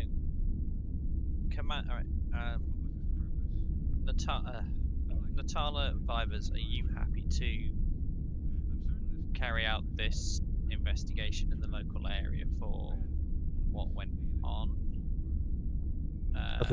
Nova and Mr. Edwards, I think you two would be best suited for carrying out the holodeck simulation, see what we can find, whilst Keval and myself work on potentially ship scenarios and what priorities would need to ensure that Helm control is maintained throughout if something similar were to happen as has been previously done. Understood, Commander. Sounds good. If that's open for discussion, if everyone's happy with that recommendation. If you prefer I didn't carry out my idea, then certainly, sir. Well, no, it's... We can do en route. It's even part of the same project. You have the... Go on, sir. My only addition to that would be, or question is, would you want me to have a word with Rainier of Orion, see if he knows anything? I think it would be worthwhile. I've got no objections to that, but what's everyone else's thoughts as well? Everyone, the Andorian ale It's on your way alright. back. So everyone's cool with Keval having a word with the Orion pilot about that area of space that you're going into, yeah? Mhm. Okay. Yeah, Alex, I don't think it's any different really between Edwards looking at signals that could potentially be in that system and disruptions that could be potentially in that system, because signals are a kind of disruption. It's The follow-up for it, if I'm able to fine tune it, I might be able to use it as a kind of echolocation kind of thing, of rather than just getting hit by a large band sound of the distortion, might be to use it to locate it more. well, again, precise That's location. great. Yeah. To put them both together. Yeah, Yeah. Use the if thing one they're works, then it'll talking follow about on as to the a other way one. Yeah, 'Cause use one as a things yeah. to find, and then use yours as a way to pinpoint that when we get there. You can Mhm. use one as a way to power your next one. All ties together quite nicely. Okay. Anything else anybody thinks that you should be getting ready? All right then. I'm assuming we're going to get all the crew back on board, but we'll figure it out. That's the council's up to that. responsibility. Let's go back to the Bravo, make bridge. sure the warp core's back on. Okie dokie. So, Nurse Bravo won't be here because he'll be in sickbay. Luchude will be in the transporter room. Bravo will be in engineering. And Lieutenant Bravo Security will be in the Chief Security's office. So that leaves the bridge clear of anyone who does not necessarily need to be there. But of course, for this mission, Counselor is in her chair. So, within the space of 2 hours, you make the necessary, play the necessary simulation so that you've got a number of options available quickly in the ship's computer, ready to try and tackle whatever might be causing the interference for the system you're about to travel to. Keval, going to the Orion pilot. What was his name? Rainer? Yep. God, I remembered something. Go me. Rainer, yes, he gives you, in return for, an Andorian ale, he gives you a quick route through some of the expanse interference that you'll find to get you to that location in a lot less bumpy a fashion. He then proceeds to bore Keval for a good couple of minutes with a story about how he lost a nacelle to one of those particular stellar phenomena, but thankfully the ship call, the last call for all the ship crew to go on board, manages to save you from too long a conversation in that regard. So yes, simulations are all run, things are all prepared, and the ship's crew bring all the supplies they think they need in order to tackle a system survey mission. In that regard, you've now got modular laboratories that you can outfit for any specific scientific endeavor. Is there anything you think the modular laboratories should be configured for this particular mission? I think we could do one as astrometrics. Astrometrics. What do everybody else think? One that's like a 3D representation of the space we're surveying. Stellar cartography could certainly... Yeah, so that's the one I was meaning. Right. So stellar cartography, there's a main stellar cartography area, but you could outfit a lab to be able to process data coming from the stellar cartography guys specific to that area of space. Seeing as stellar cartography have to keep an eye on everything, you want to narrow a band, so yeah, okay. Anybody else with any recommendations or thoughts? That's basically what I was going to recommend anyway. Alrighty. We could also maybe have something that just runs through various through the electromagnetic spectrum, identifying various signals. Like running comparisons. I just think we could fine-tune the scanners to be able to pick up the same metallurgical composition of the architecture that we found last time. Aha. Yeah, that's no problem.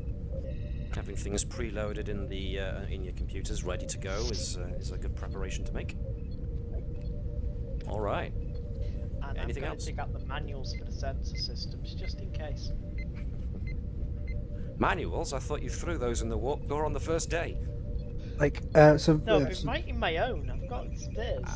one of the things I'm most concerned about is that the disruption in this instance won't be just a signal blocking signals or anything like that, but instead be we get into that system and immediately our shields go down and we're having some real trouble from some anomaly again. Welcome so- to life in Starfleet.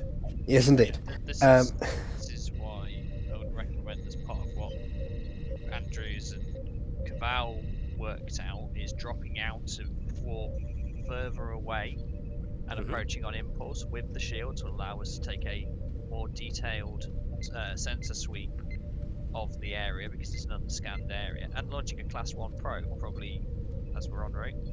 Okay. That's not a bad idea. Okay. So, eventually the ship is given permission to leave dock.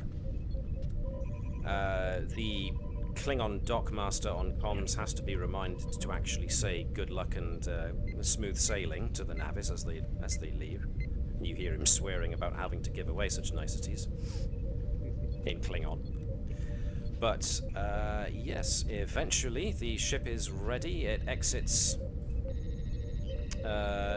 the space dock, and with its heading engaged in the navigation, this ship enters warp.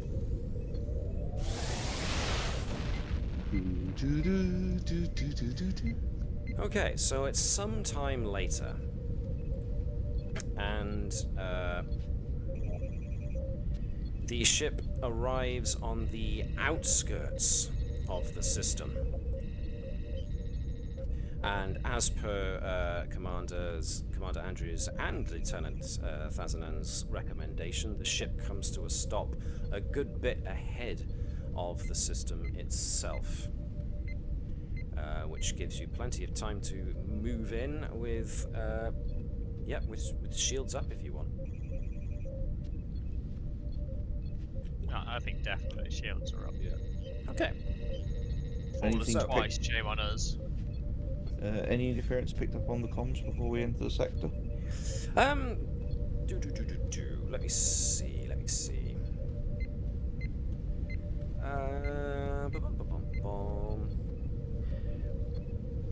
So what sensors immediately pick up on is stellar debris, and there appears to be a lot of it in this system. So, with no further ado, I'm going to require that somebody make a roll, more than likely Natala, since she's the second officer. Scanning. I love to scan. So this is going to be control plus science with a focus on sensor operations, aided by the ship. Shaun, you haven't had much to do as of yet, so we'll ask you to be the ship for today, for at least this check. This is going to be a sensors plus science check with only 1 dice for the Navis, aiding Natala's initial scan, and this will be through the probe. That's already 3 successes, so let's see what the ship comes up with. Give me just a moment. This. I believe what you wanted to say is give me some momentum. Yes, that's definitely 2 momentum you've gained there from that very successful scan. Okay. Alright, the majority of the system is blanketed in astral debris. Asteroids.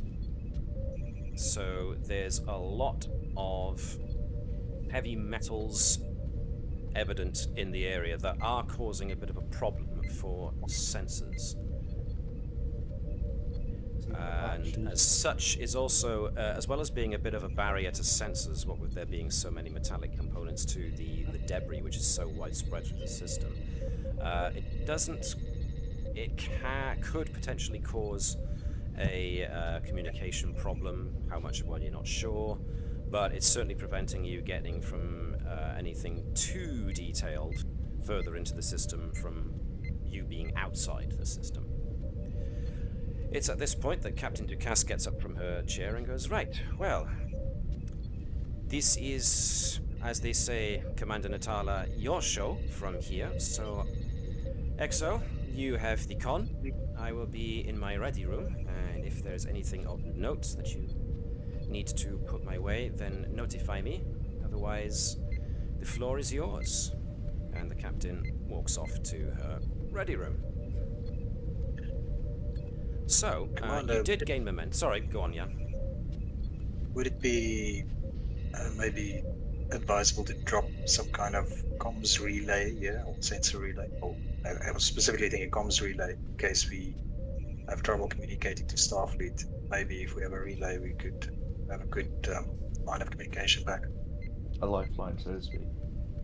I don't see that as being a problem. Nova, Vibers, can you work on getting a comms boy? Sorry, we have to do the Americanism, don't we? A buoy. Yep, that's no problem for any of the group. Nope. You can drop a Bravo, boy from Bay 3, Torpedo 2. There we go, well, nicely done, easily done. You gained 2 momentum there. You can use that momentum, since you just sent a sensor probe out, to ask a question if you want to obtain more information. Right. And if we do so, I have 2 different talents that become active.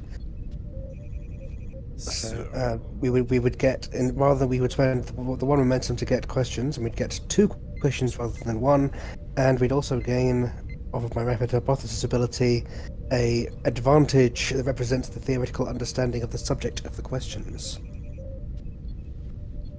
So do people want to do it, or do we want to hoard some momentum first? Good question. What do people think?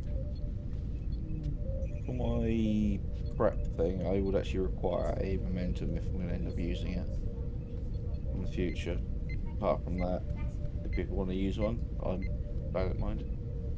Yep, so you do have 2 momentum in the pool, as we can see currently, so with Natala's ability, you can use, 1 momentum to get to essentially 2 questions, but we can save both of them for now and build up for later on. I don't think we have a lot of useful questions we can ask. Well, we could ask things about that the sensors could have picked up, so we could get 2 ideas. basically some pre-warning. Well, what are your 2 ideas? Nature. The nature of the metal. I mean, if this metal is related to the alien metal structures, then that could explain.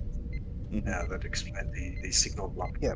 So a good question for that would be: does this metal consistent with having been made in the same method as those structures were? Second one, I'm not too sure how much of a good idea it would be, but it's basically spatial debris. Effectively, so it'd be more of a: is this debris that's effectively lost its momentum, or is it debris that's still travelling? Has something happened, and if so, based off the Could work at the source. Yeah. Basically, it's just. But then that has a potential of the momentum's gone. This is just stuff trapped in the gravitational field, and then that doesn't get us anywhere. But the other one would be interesting if it is. But that's what that one. I think that's a gamble, but it's interesting. That one. Please give me some input on that one, or some fine tuning. But it was just even if it is worth asking to begin with. But the first one. So these are 2 questions about this debris. Do we have anything else that we could be asking questions about based on the information we've gathered? Could we reasonably use this do we have sensory information on anything else other than this debris that we could be asking questions about, or are we too focused on the debris? Well, this is the point. You've done a sensor scan on finding out that there is a lot of planetary debris in the system, and as such, your questions should be about that. Yeah. So, okay, that's what I wanted to double check, that we couldn't just ask more basic system questions, it should be about the debris.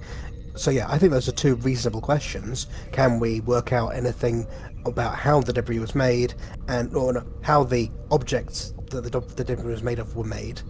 So was it constructed in the same method as the obelisks and such were constructed? And can we make any assumptions of what the debris originally was? No, or how the debris was created in terms of... So, two questions about how the debris was created, one in terms of how the thing the debris used to be was created, and one in terms of how it was made into debris. What does everyone else think? Are those two reasonable questions? What is it and how is it made? Well, I think... Go on. I think there's a reasonable... I would maybe phrase them slightly differently. So for the debris, does the debris match what we know of... match the metallurgical compounds found that made up the architecture from before? Well, the way the architecture was made wasn't necessarily that they were made of a specific thing, it was about the method, wasn't it? We found that those structures were all created by a method of effectively... They were kind of like replicated in space as out of single materials. So, what do people think? What's the best first question to ask me? Gareth, you haven't had a say yet. I know there's not a huge amount Dr. Bertram can throw into this. Well, even if it's not Dr. Bertram himself, what do you, Gareth, as the player, think? I think the metallurgy thing, considering basically that's our primary reason for being here, when you get past all the politics and nitty-gritty, is definitely something worth looking for, because it might give us some early sort of pointers of where in the system to look. So, if I can just get a clarification, when you say the metallurgy stuff, are you talking about looking for what the debris is made of, or are you talking about the specific looking out for the stuff that the monoliths were made out of?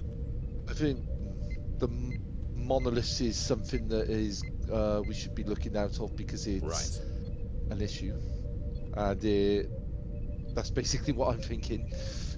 Shaun, what do you think? I think finding out what it's made of is probably more pertinent, because we can link that to the monoliths ourselves, having scanned them previously. We don't need to be so specific. Yeah, we don't need to be that puts us down assumptions that we might otherwise. So just simply, what's it made of? Okay. Webby, do you agree? Yeah, I agree with those kind of lines. Navis? Yep, sounds good. And Jan, so you're on board with what's it made of? Yeah, and sort of where did it originate? Is it natural solar system evolutionary objects you might find, or is it something that was created through some kind of impact or explosion? Right, so for the first question, just to clarify, it's what's the composition of the asteroidal debris? Yes. I think we're pretty much all agreed on that one, at least. Okay. So that one I can answer. The second question was a bit... Yeah, I actually prefer the way that Jan phrased it as... How was it made? Or how did it originate into its current trajectory, and yeah. So what is it made of, and how did they get there? Yeah. Everybody agree on that? I hear no objections. So I'm going to assume those are the two questions. Okay, so taking off one momentum and you're using obtain information. Okay, awesome.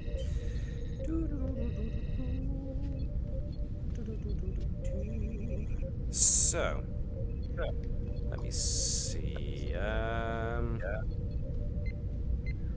The asteroids, for the most part, are made of heavy metals, iridium, and osmium. Okay. And I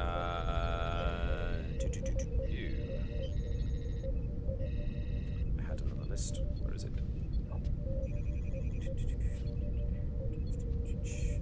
So yeah, asteroids.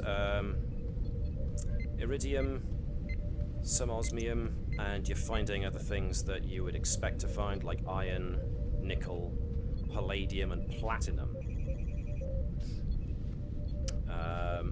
So, that answers the first question. What are they made out of? The second question, how did they get there? Well, I have to answer truthfully. So, from those initial scans, a lot of the asteroidal debris appears to be what you expect, which is lots of small rocks joined together to make big rocks, and then big rocks smashed into small rocks. So they joined into being even bigger rocks, and then bigger rocks smashed against each other, causing chunks of little rocks to split about the place, etc. Blah, blah, blah. So you're detecting the presence of stuff you expect to find in an asteroid field. Asteroids bump into each other, and that's that. But you are also finding elements that usually are found in planetary satellites, like moons.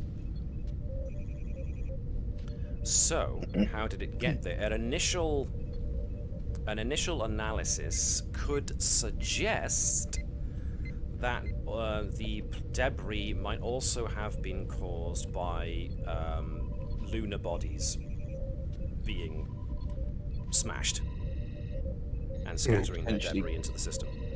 Or potentially carved. Now, I mean, this is all kind of platinum-style heavy metals, all of it, pretty much. More or less, as far as mine and metallurgy knowledge goes. I don't think iridium and osmium, I don't know if they're common asteroids. Iridium's quite rare. Osmium is even rarer. There is, I will throw you this one for free, there is a very curious gap. Not gap, there's a space around... Iron. Sorry? Iron's missing from that asteroid, isn't it? I did say iron. I put iron. Did you? Okay, apologies. So, no, well done for calling that out, because So I was afraid that wouldn't be one of the ones that would... No, so like we go down the atomic weights, and one of the atomic weights is missing. So, no, you've got the ones you expect to see in asteroids. But there's also things you expect to see in planetary satellites. There is, curiously, the planetary debris is scattered about most of the system. There is a gap, however, up to a certain point, and that would be in what you would consider the Goldilocks zone of where a habitable planet should be. That there's an absence of this planetary debris, or astral debris, I should say, not planetary. So, what would you like to do now? The information you have.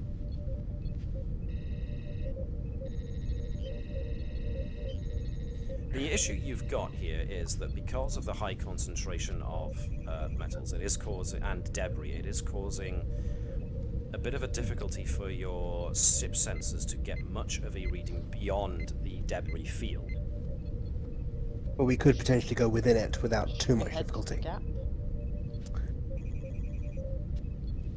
There is a lot of it, however, so that would be interesting sailing, shall we say.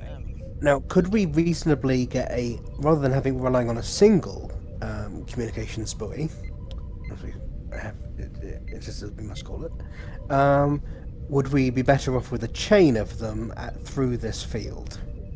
Hold on to that thought. Davis, what was your question? We can see the field of debris there. Is it just on the? Can we just go round the debris to where the planet was? It's so pervasive, you have no choice but to go through the debris field in order to get shields. You do have shields. You also have your deflectors. Do you really want to use phasers? Yeah, that might be attracting the attention. That's a legitimate question.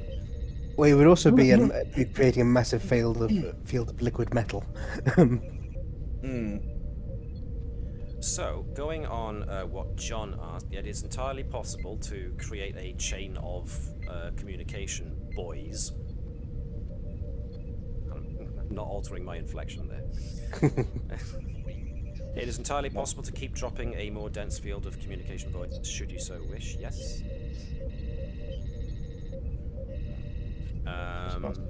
This may sound stupid, but is there any way of producing something with enough concussive force that could actually cause them just to ripple out away to try and clear a gap or some way through? There is absolutely numerous methods, but yeah, go ahead. I think the danger is, the gap in the field is indicative of a body clearing its orbit, or whatever you call it, which means there's maybe a habitable planet there, and if we affect these, we might be sending some of those towards the habitable planet. True. We could reasonably spend a long time extracting a path through. We could always just send a runabout. You could, but a runabout as small as it is could very easily get pulverized by the size of some of the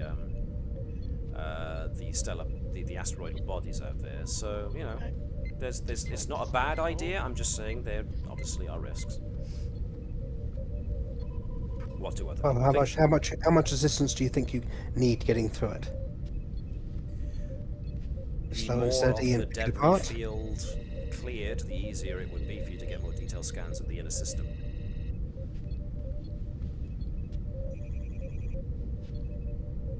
Okay, so the question becomes, what would you like to do next? Do you want to conduct more scans on the outer periphery, or do you want to go ahead with the idea of moving further into the system? And if you want to go further into the system, what kind of things do you want to do you think, in order to lessen the chances that the ship gets smashed by giant rocks?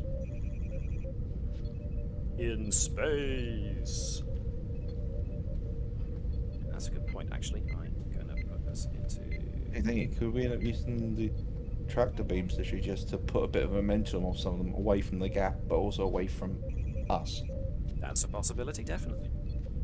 It would require some very precise calculations by some very clever people to make sure that if you did use the tractor beam to just push things lightly out of the way, that they wouldn't cause a chain reaction. But it's... Could we reasonably make a probe which would produce a gravitational anomaly by some method to draw away a bunch of it? Could we attach something? Could we take out the warhead from a torpedo and just replace it with something similar? Shaun? Sorry. We beam some samples into our labs as well to start examining and testing it, just in case there is any sort of residual effects on communications or energy. Yeah, that's entirely possible as well. I hesitate to mention this, but if there is a habitable planet and there are potentially intelligent humanoids there who are not spacefaring, and we tinker with their asteroid belt, we might be in trouble if they detect this. We could just put everyone on sensors to help Keval with avoiding the asteroids as we go through. That might be enough. we've got navigate, we've got deflectors and the dish. Now that we've got decent information on the composition of the material, we could modify the deflectors to be very specifically. Definitely think taking a sample is a good idea. Well, before we do. Well, we've already got a decent sample just from the scans, but if we can get a literal sample as well as Navis says. It'd be no. We do need to take samples because that way remember we're here for a mineral survey. That's the cover story. So this would be evidence towards that. Yep. All good idea. Yep. That's certainly within your. I will assume that you go ahead and do that then. Yep. Okay. So what's the consensus then? Move further in? I think so. Alrighty. Protocol would suggest that since you are going to be performing a maneuver that might be a little bit dangerous, might be a good time to inform the captain. So, the captain doesn't trust me. That's the XO's job. Prerogative. So, yes, the captain returns and is fully appraised as to the situation, and yes, okay, she's fine with going on everybody's recommendation as to that's the course of action you're going to take. So, alright then, she says, well, basically, take us in. So, the idea was to at least have Nova and Natala on sensors trying to keep an eye out to try and help guide Thazanan on his maneuvers through. Are you going to also implement the idea by Edwards of maybe using the tractor beam to nudge asteroids out of the way? I think as necessary rather than as a precaution. I think obviously if it looks like it's bad, push something back. Okay, so let me see. Lloyd first, repulse when required. So if Keval's going to be the principal, because he's going to be steering the ship, he is going to need help from one person to be doing the sensor operation to notice big things that they need to avoid, one person calculating the angle needed to move large asteroidal mass out of the way, or any problem asteroidal mass out of the way, in such a way that it doesn't cause a chain reaction and mess up the entire place. It's going to need someone else to aid by actively doing the tractor beam, moving things out of the way. So how many is that so far? That's the principal with 2 dice. That's the checking his path for 1 more, so that's 3. That's the calculating trajectories for 4, and there's someone actually moving the things out the way with the tractor beam for 5. Definitely like to throw my hat in the ring somewhere on the tractor beam. My idea is to use my focus of, it would either be geology or metallurgy, because you need to roughly calculate the atomic weight to guess the right amount of force in order to get it in the right area and not overdo it or underdo it. Okay, I can go with that. Anybody else want to suggest anything else? A reminder that with the with the questions that we just did and using my rapid hypothesis talent, tasks relating to this debris, we could use the advantage to make them one easier. All right, so you can create an advantage to, detailed. We'll call that advantage detailed sensor information. I don't know if it would be better basically being on assisting or heading for the tractor beam, whatever people throw me. I'm going to throw that advantage into the traits of the Navis. Detailed sensor data as an advantage to lower the difficulty of said tasks of moving through. So there's going to be an overall difficulty here of maneuvering through, which you have to get, which you have to do. I am going to spend threat to increase the difficulty by an extra 2, because I know Thazanan has also got talents that enable him to, plus he's such an awesome pilot, I think he can do with the challenge. I am also going to spend another 2 threat to up the complication range, because the possibility of getting this wrong could means the ship gets hit by massive asteroidal debris. So, the difficulty I'm going with on this is I'm going to go with a 4. And we've pretty much filled out the number of dice you're allowed, so it's all down to how many people get how many. Oh, does the testing a theory that both Nova and Natala have allow us to exceed the number of dice? Because that says we can roll an extra one regarding something we've already rolled for. I'll allow that. That's the reason you've got those talents. So, maximum of 5 usually, but for the purposes of this, okay. In that case, I'm knocking up the difficulty one more.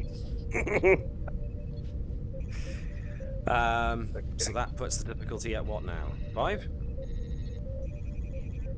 I'm going to go with 5 then. So, here we go. So, this is going to be Nova assisting with, let's say... It's going to be reason plus science to calculate angles of asteroidal debris. As far as Nova's concerned, what do we think? That's going to be another reason plus science for... That's going to be control plus science for sensor control. Edwards... this is going to be reason plus science for you as well, as you're aiding. And I will allow the geology focus. So that's 1, 2, and 3 helpers, and it's going to be Keval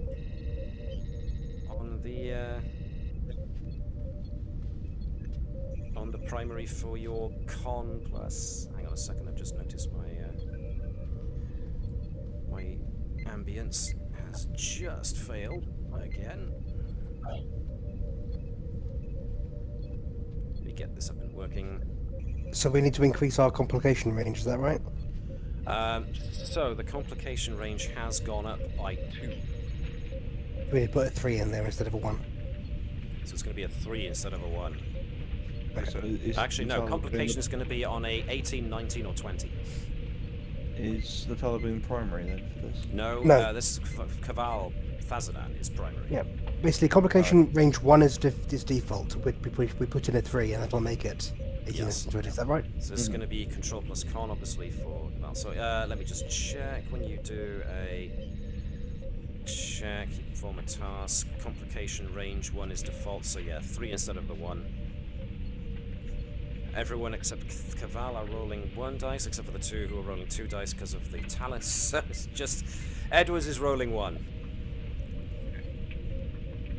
So it's complication range of 4, did you say, or 3? 3. Okay then. I could spend 1 more threat and make the threat range even bigger, but I'm not going to. There's 1 complication. Okay. There's 2.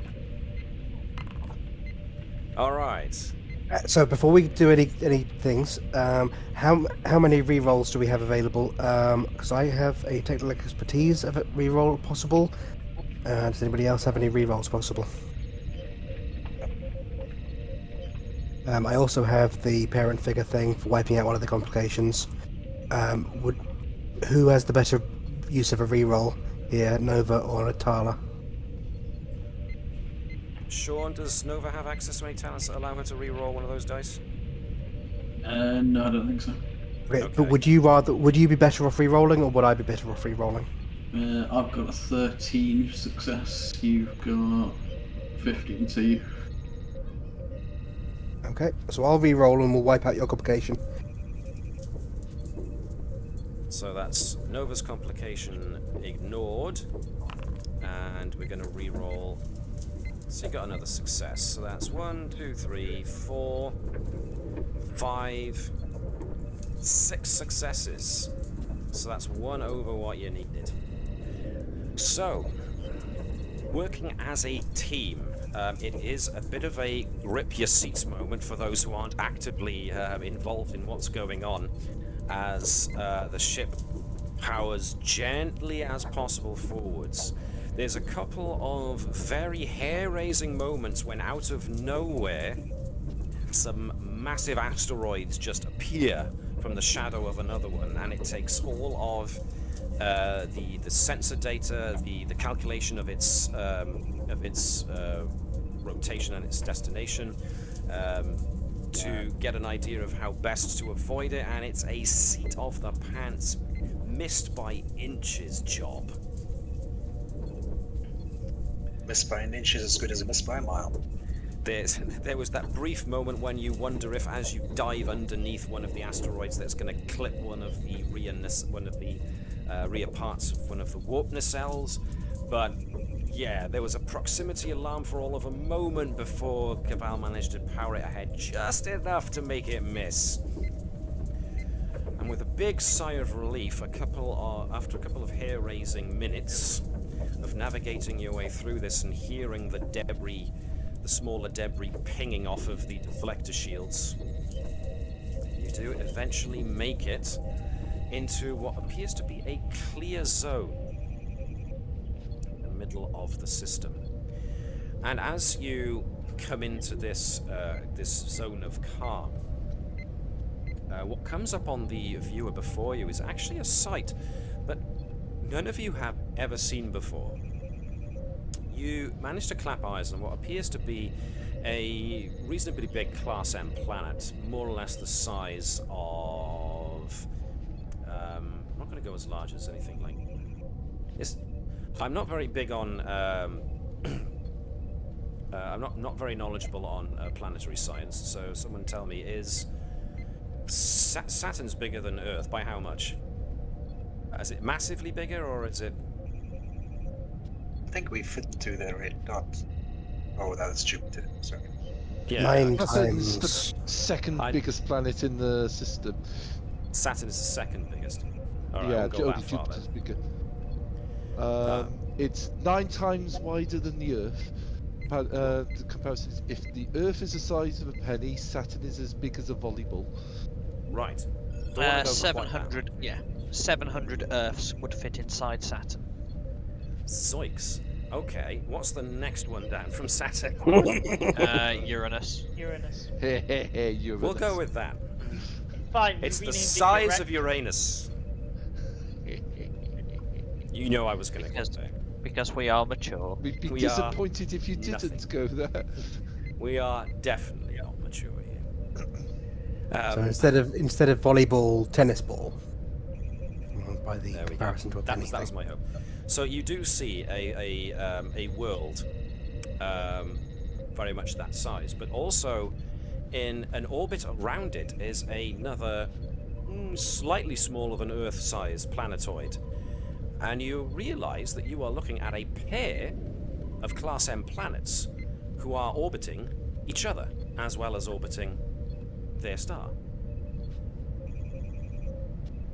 Okay, this is a very odd turn of events.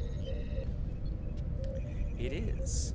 Now, Maybe it was engineered this way.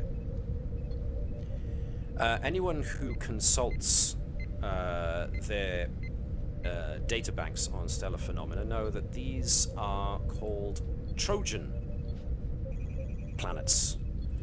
Basically a pair of habitable planets, Class M planets, one obviously being smaller than the other, but their gravitational pull means that they achieve a kind of equilibrium almost, and they orbit around each other in what appears to be a stable orbit. They are, as people would expect, a very rare occurrence.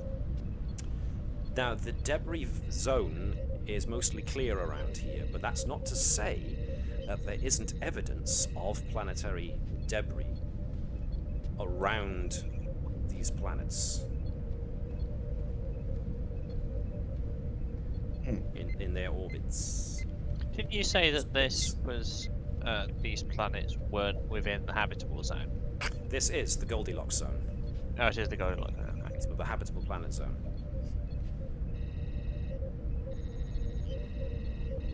So, what would you like to do now?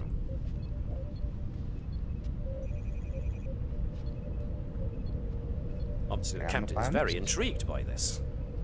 So, scan the planets? Yeah, that would be. Okay, so.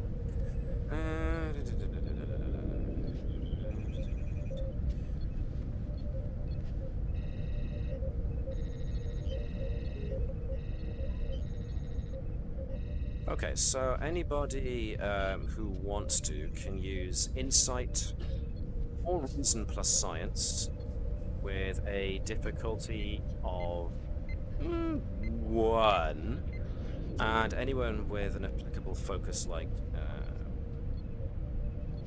geology, archaeology, anthropology, anything like that, or of course sensor focuses, can feel free to give me check. As in, like, who is going to do it individual or one, and we decide who's going to be the primary?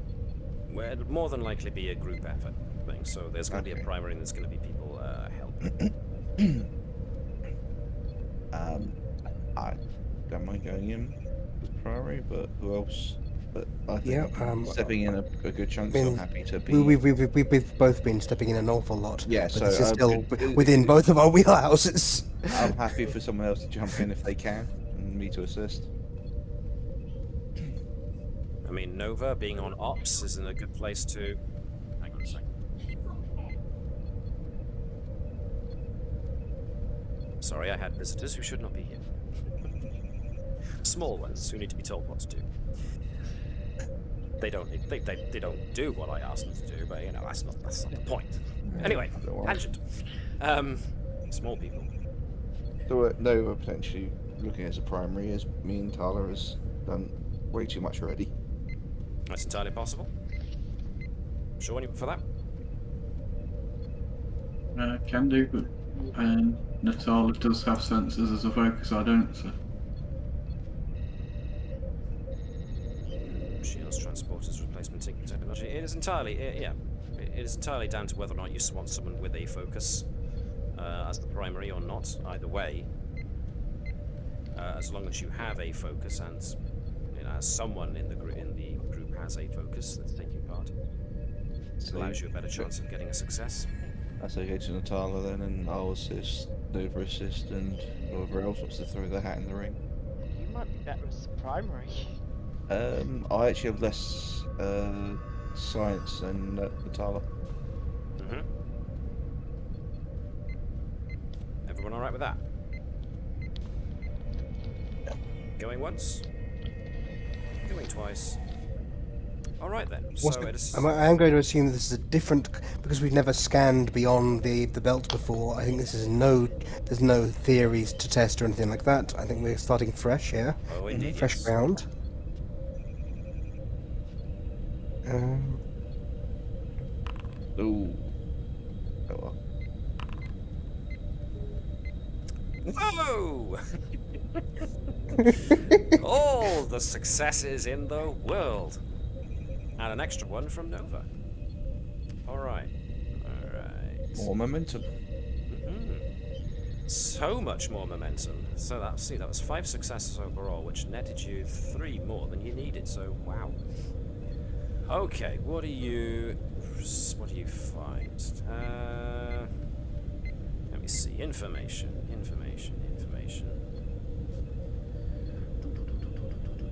Now, the first thing you notice is that the sensors are having a difficult time penetrating the atmosphere of the planets due to large quantities of heavy metals on the surface blowing as dust through the atmosphere on both.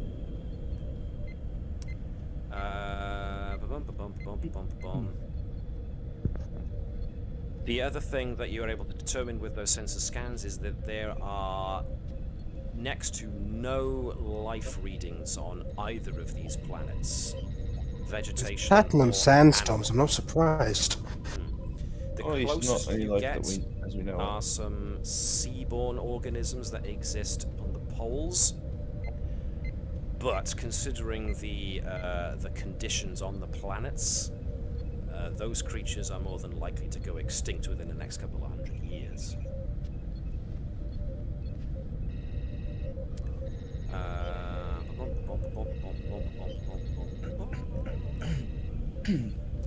So, with that knowledge in mind, do you want to spend momentum on obtaining information?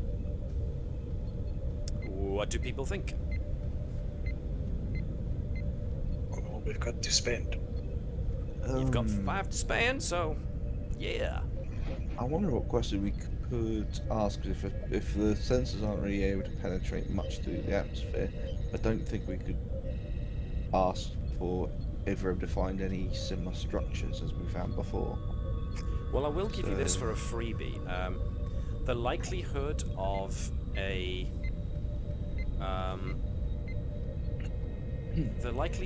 a world end extinction level event happening on 2 habitable planets in the same space. Yeah, no. Unless it was caused by them coming into their orbits, which doesn't appear to be the case. It's not likely. We do have some possibilities for questions. If we can find 2 questions between ourselves, we could use the ability. If we can't, we don't. How about that? Okay, so throwing it out to the entire room as players, what do you... go on, Davis? If we're struggling with questions, let's send things out to try and get more things to find questions about. That's a fine Probes. idea. Gareth? So I just said like probes. Probes? Yeah. So you agree with that, Yeah. with Davis's Yep. line of reason? Cool. Shaun, what do you think? Find a question to ask? If so, which question? Or do you need more information, do you think? I think we need more information. Webby? I'm fine with the consensus, to be honest. I'll go with the majority on that one, to be fair. If you're sure, that's fine. Jan, did you have anything to add? I was wondering if we could gain any information from sort of studying the planets themselves, their gravitational characteristics, to determine whether they are composed of the materials we expect them to be composed of, or could they be hiding something like one of those artifacts. Are each of the mass of these 2 bodies consistent with their size and orbit? Yeah. Okay. That's a very good point. Alex, what do you think? Use questions or get more info? I think more info, but I don't know if the technically class is a question, but given the atmospheric interference, I'm wondering how long the probe would be able to survive. Would it be able to use the analysis of said atmosphere to effectively weatherproof the probe to a degree to make it last longer?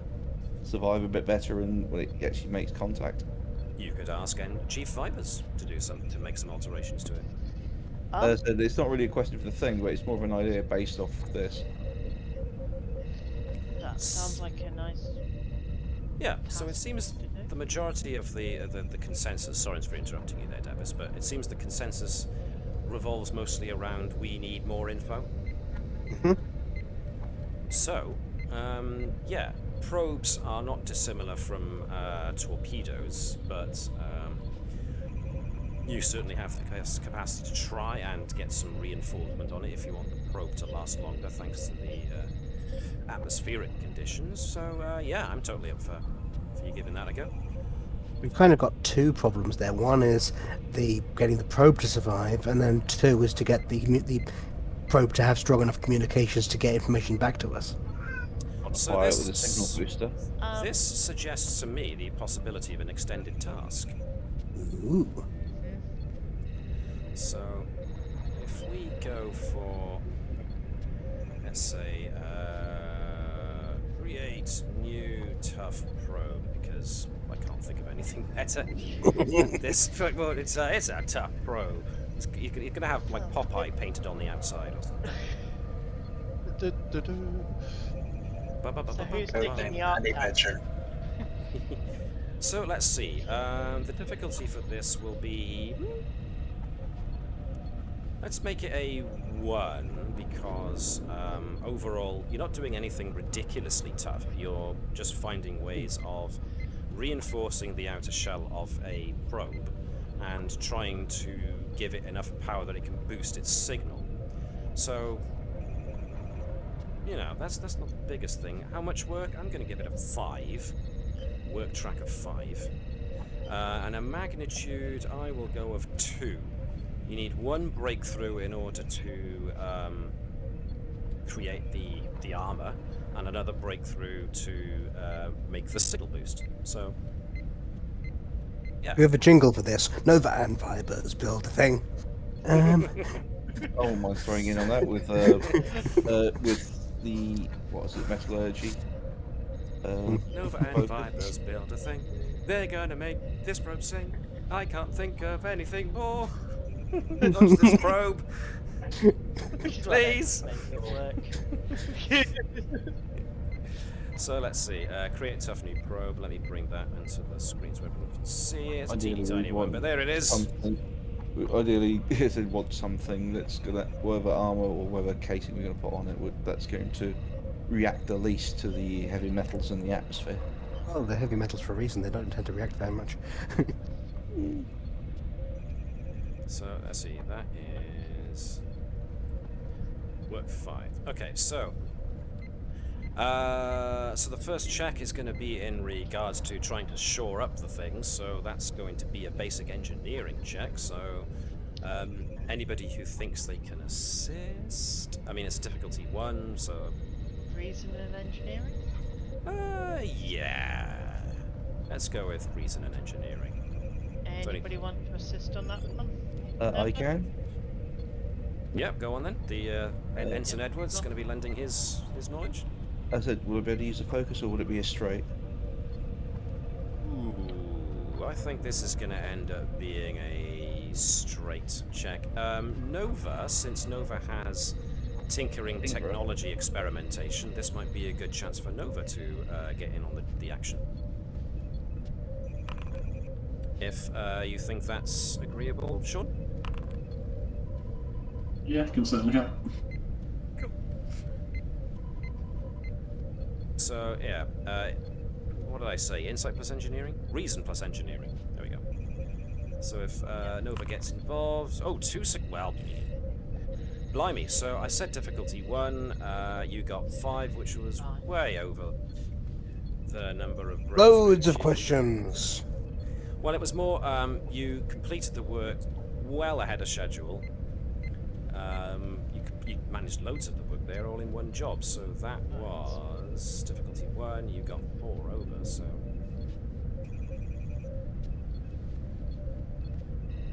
So that was the first time. So you managed to create a really solid casing for the probe, which should withstand even if it ends up getting knocked out of the sky and falls to the planet, it should survive the impact of hitting the planet. So the second check should come on boosting the sensor suite.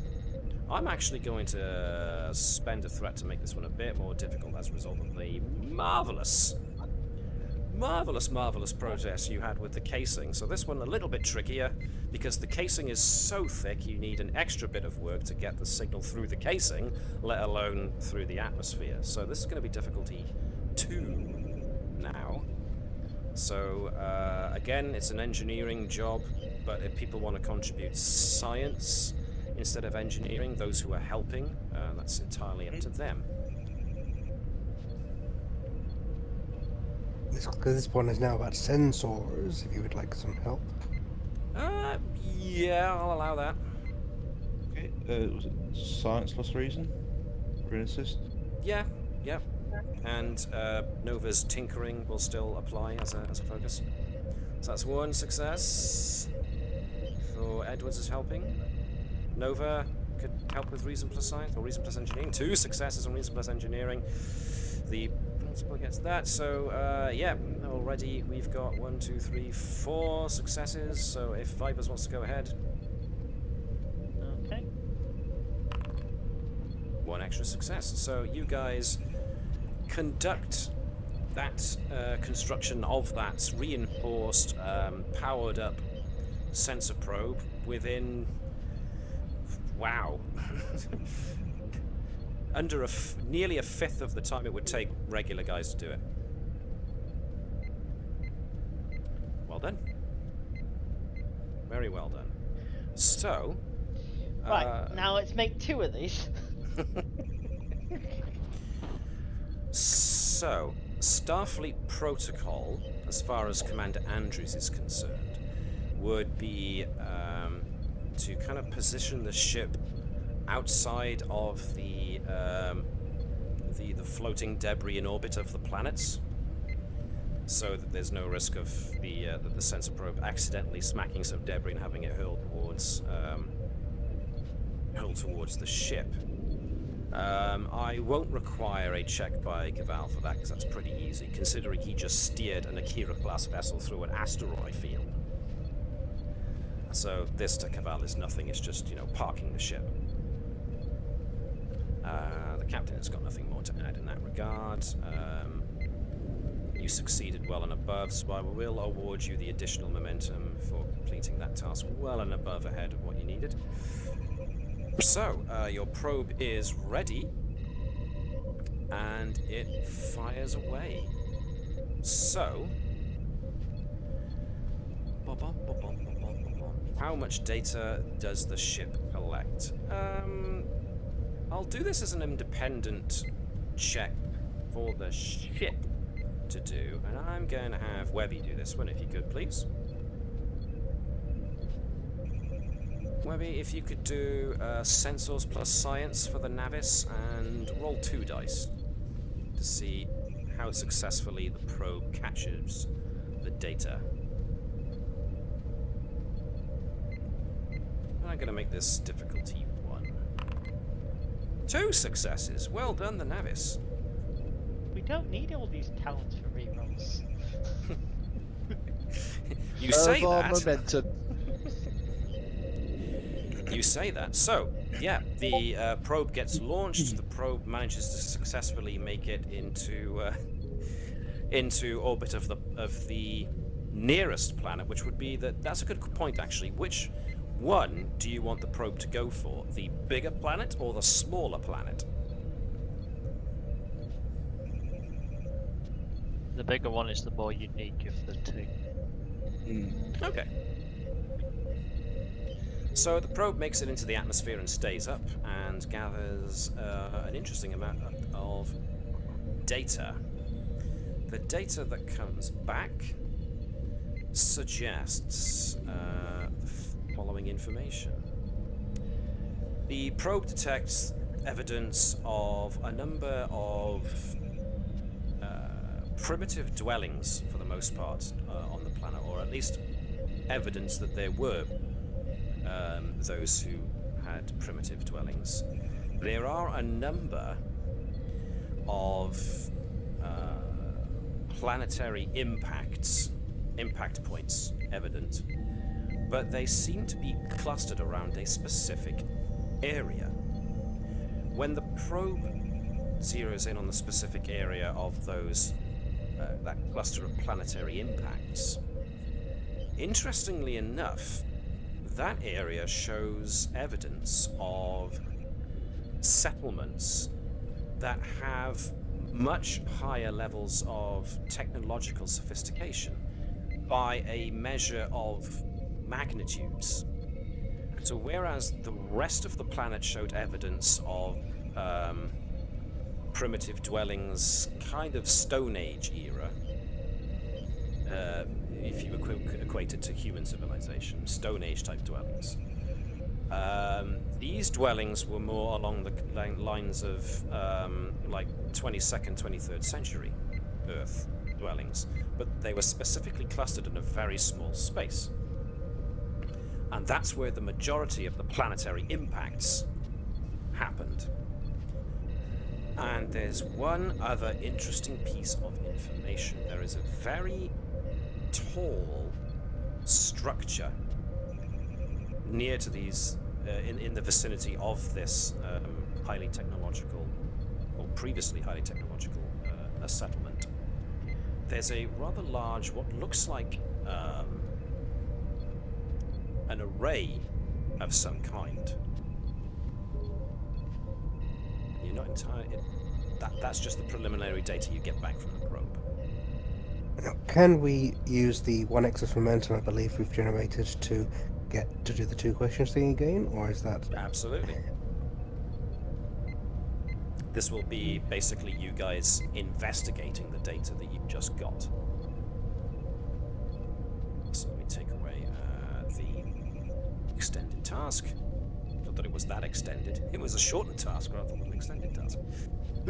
So, what do you guys think should the questions that you would like to ask? I'll go around the room then. Alex, what do you think? Any idea for a question or 2 questions that could be asked? Similarities between this and what we found at Bacchus. Okay. Basically, in like how it was carved, or let's say carved, that's how it was created, or composition, that kind of thing. Okay, good. Jan, what about you? So I just want to make sure I understand this correctly. So there is a structure, and there seem to have been a civilization close to the structure, more advanced than one further away. Yep. But then that civilization was basically wiped out by planetary impacts. Which then probably caused the extinction level effect that wiped out everything else on the planet. Yeah, so... you would think. Okay. So, yeah. As far as questions go, yeah, I think the only thing I can think of is well, actually, what is the likelihood of the impacts on that higher level civilization being random and not a calculated effect? I would assume 0, but that's a very good question. So far, Alex's idea for a question was, what's the composition of something? It was basically, this is the tower, like similar to what we found on Bacchus. Array, They have, that's like, right. yeah, Yep. it would be basically a comparison of, is there similarities to what we've already found in design, in how it's put together, in the mineral composition, that kind of thing. So how Mineral similar? The question is, metallurgy. how similar is it to what you've seen before, essentially? Yes. Another idea I would for a question. wonder. I would wonder what the... So let me just, before I move on to you, John, let me just get a handle on Jan's one. It was, do the planetary impacts on the more advanced civilization on that planet look like they were random or not? Was that it? I think we could possibly rephrase that to basically what can we tell from the impacts. Okay. Because I think we can reasonably assume that they weren't random already. Because they, the chances of them happening to hit this one reasonably advanced civilization are pretty low. So can we deduce something from the pattern of the planetary impacts? Okay. Yeah. All right. So those are good ideas. Shaun, any ideas? Other ideas for questions or expansions on the ones we just heard?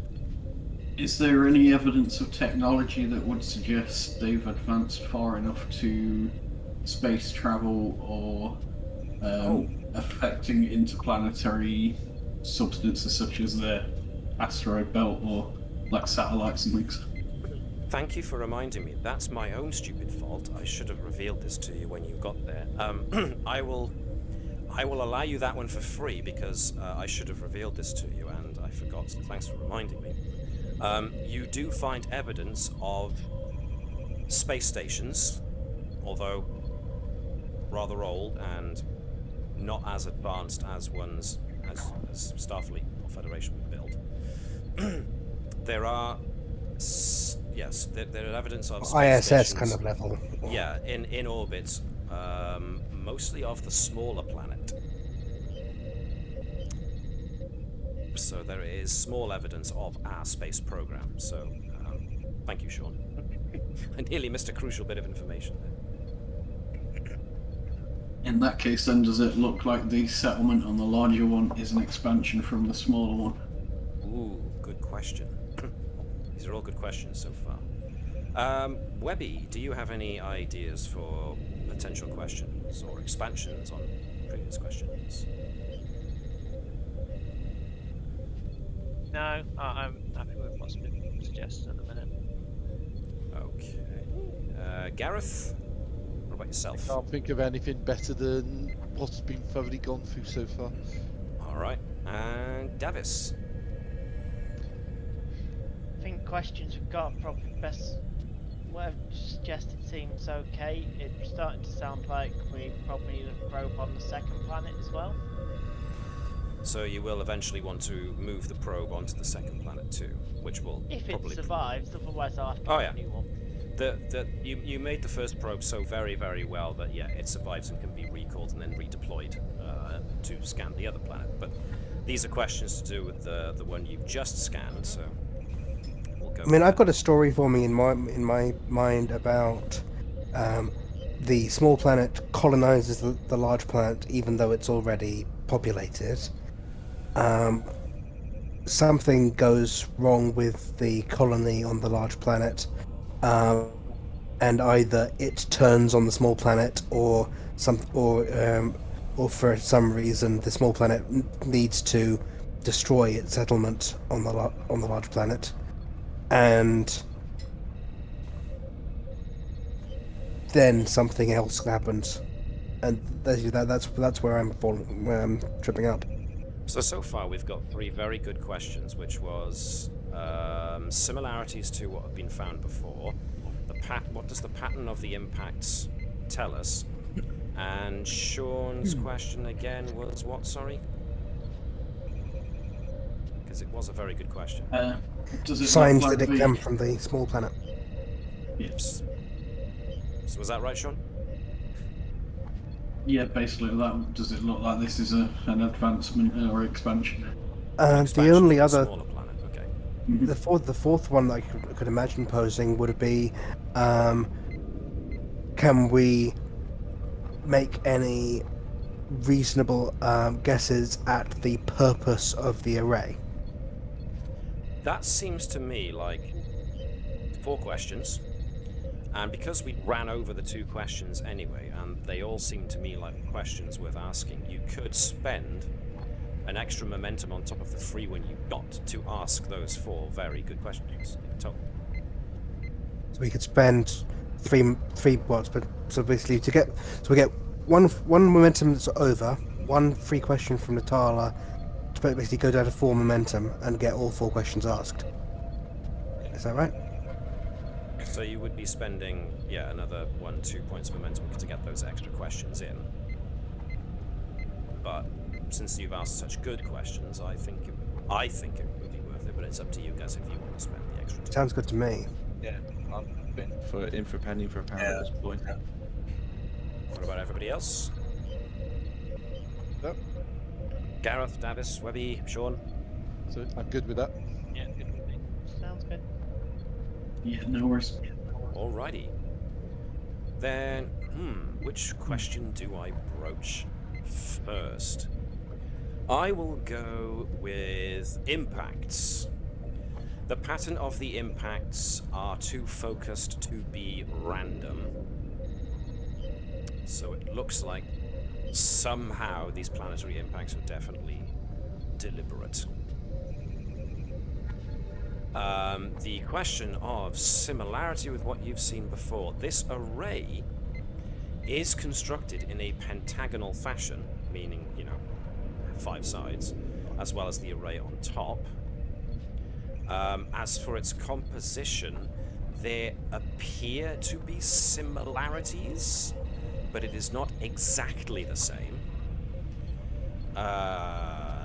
Third question. Oh, my brain's slipping already. I can only store so much in my brain at once. Did it look like it came from the other planet? Does it look like it came from the other planet? Seeing as you haven't scanned the other planet yet, it would not be an unreasonable assumption What with you having seen that there are space stations in orbit, that it might be within the smaller planet's capabilities to attempt a colony. So it's definitely And logical. what's it for? And what's the array for? The array itself, as it currently sits, and in a, you guess, inoperative state, it is pointed towards the heavens, but it is angled in such a way that it looks like it was pointing towards where those impacts may have originated from. So the guesses could range from a weapon, a shield, some kind of, I don't know, maybe some kind of extremely high resolution sensor array. You're not entirely sure, but those would be the best guesses. So, with that information in mind, would you like to move the probe over onto the smaller planet?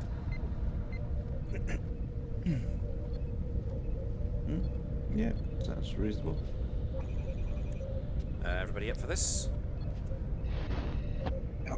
It's your probe, Chief. In this case, then, Go! I will ask for Gareth to be the Navis this time. So you fire the probe off, and it's going to be another Sensors plus Science task with 2 dice, since this is all down to the sensor probe itself. It's going to be difficulty 1, so whether or not you want to spend momentum to add an extra dice, or just leave it as it is, it's entirely up to you. People requisition. Could I assist for 1 dice? This is more about what the probe is capturing, but if you really want to try and aid remotely, then yeah, okay, I'm alright with that. Okay. Could I work out an optimal orbit or entry trajectory? Yeah, sure. So between Vipers maybe doing control plus engineering to help stabilize the system. Keval could do a control plus con to help steer the thing to get the maximum of coverage of the planet as possible. Yeah, I said difficulty, what was it, 1? Yep. And you've managed to net 1, 2, 3 successes over, so you're back up to full again. With an extra 1. And an extra 1 again. So... right, so Where did the 3 successes come from? So I thought it was just 3 successes in total. Only 3 total. Only 3 total, my part. That pink is the previous roll. However, if he wants to use it, Vipers does have a reroll for this one. I know. What? Re-rolling a single... Yeah, rerolling a complication is important. Rerolling a 12 is not. Yeah, re-rolling the 4. You're not really looking at... No, you can use it on the Navis ones. Oh yeah, I can. If you read your text.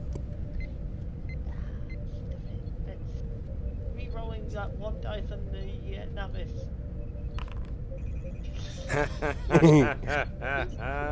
It's fine! Reroll complication. That was a reroll, so Right, everybody glare at Vibers. what can I say about Probe ghost this? move. Well, Probe yeah, ghost. basically you do lose the probe, so what Oh, look, I information you melted. get... What information you get before the thing goes kaspooey? It was like, oh, there are goats on this cloud. Well, the first thing the probe picks up is there is just as much metallic debris in the atmosphere of the smaller planet. A bit more concentrated because it is a small planet. There are also asteroidal impact points on the planet. These ones are a bit more widespread, but they do appear focused on what looks like the primary settlement on the smaller planet because it has bigger and more buildings. and a lot of the asteroidal impacts on the smaller planets seem to focus on this larger settlement, but not to the point of singling out others in the near vicinity. There's one fewer buildings than it used to. There is also an array of very similar design to the one on the larger planet, on the smaller planet. Again, there are no life forms due to the massive amount of metals blowing about as dust, metallic dust on the planet. And just before the probe gets taken out by a very aggressive storm that sweeps in, the probe manages to identify a small structure some ways away from the primary settlement that appears to be a five-sided structure, a single. Let me try again. A single piece of what could be imagined as stone or some other material, with 5 sides to it, and at 5 points around itself are smaller 5-sided. Could the two arrays reasonably be? Could they reasonably be 2 ends of a space elevator? They're pointing. Well, the first one anyway was pointing to the heavens, to a point in space. So it's not directed at the other planet. It's funny you should mention that. But those come under questions you can now ask in light of the knowledge you have just gained. So you did get 2 momentum over and above what you needed for the the probe's whatever. So that does allow you access to about 3 questions now, because of Natala's awesome talent. So we are closing in on time. So can we think of any questions we want to ask quickly? Are the arrays pointing to the same point in space? Good question. Anyone else with a question they want to ask? All right, I will answer Jan's question then for as one of those. The array on the larger planet seems to be pointing in the direction of the smaller planet.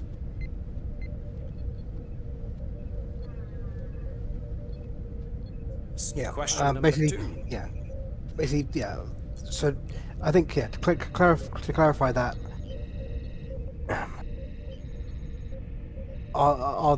So basically, I'm trying to work out whether I'm completely visualizing this entirely wrong based off of the information from both of the arrays. Okay. Because pointing at the heavens and pointing at, basically, are the arrays effectively pointing at each other? Or am I getting completely the wrong image here? The arrays certainly do seem to be pointing towards each other, but not. How do I put this? I will use that as the next question. Each array seems to be pointing to the colony that suffered impacts. So the array on the larger planet is pointing to what you can assume is the capital settlement on the smaller planet, and likewise the array on the smaller planet is pointing towards the advanced settlement on the larger planet. But it very much it reads more as guns pointed at each other in Mexican standoff rather than as a bridge between 2 places, potentially. Yeah.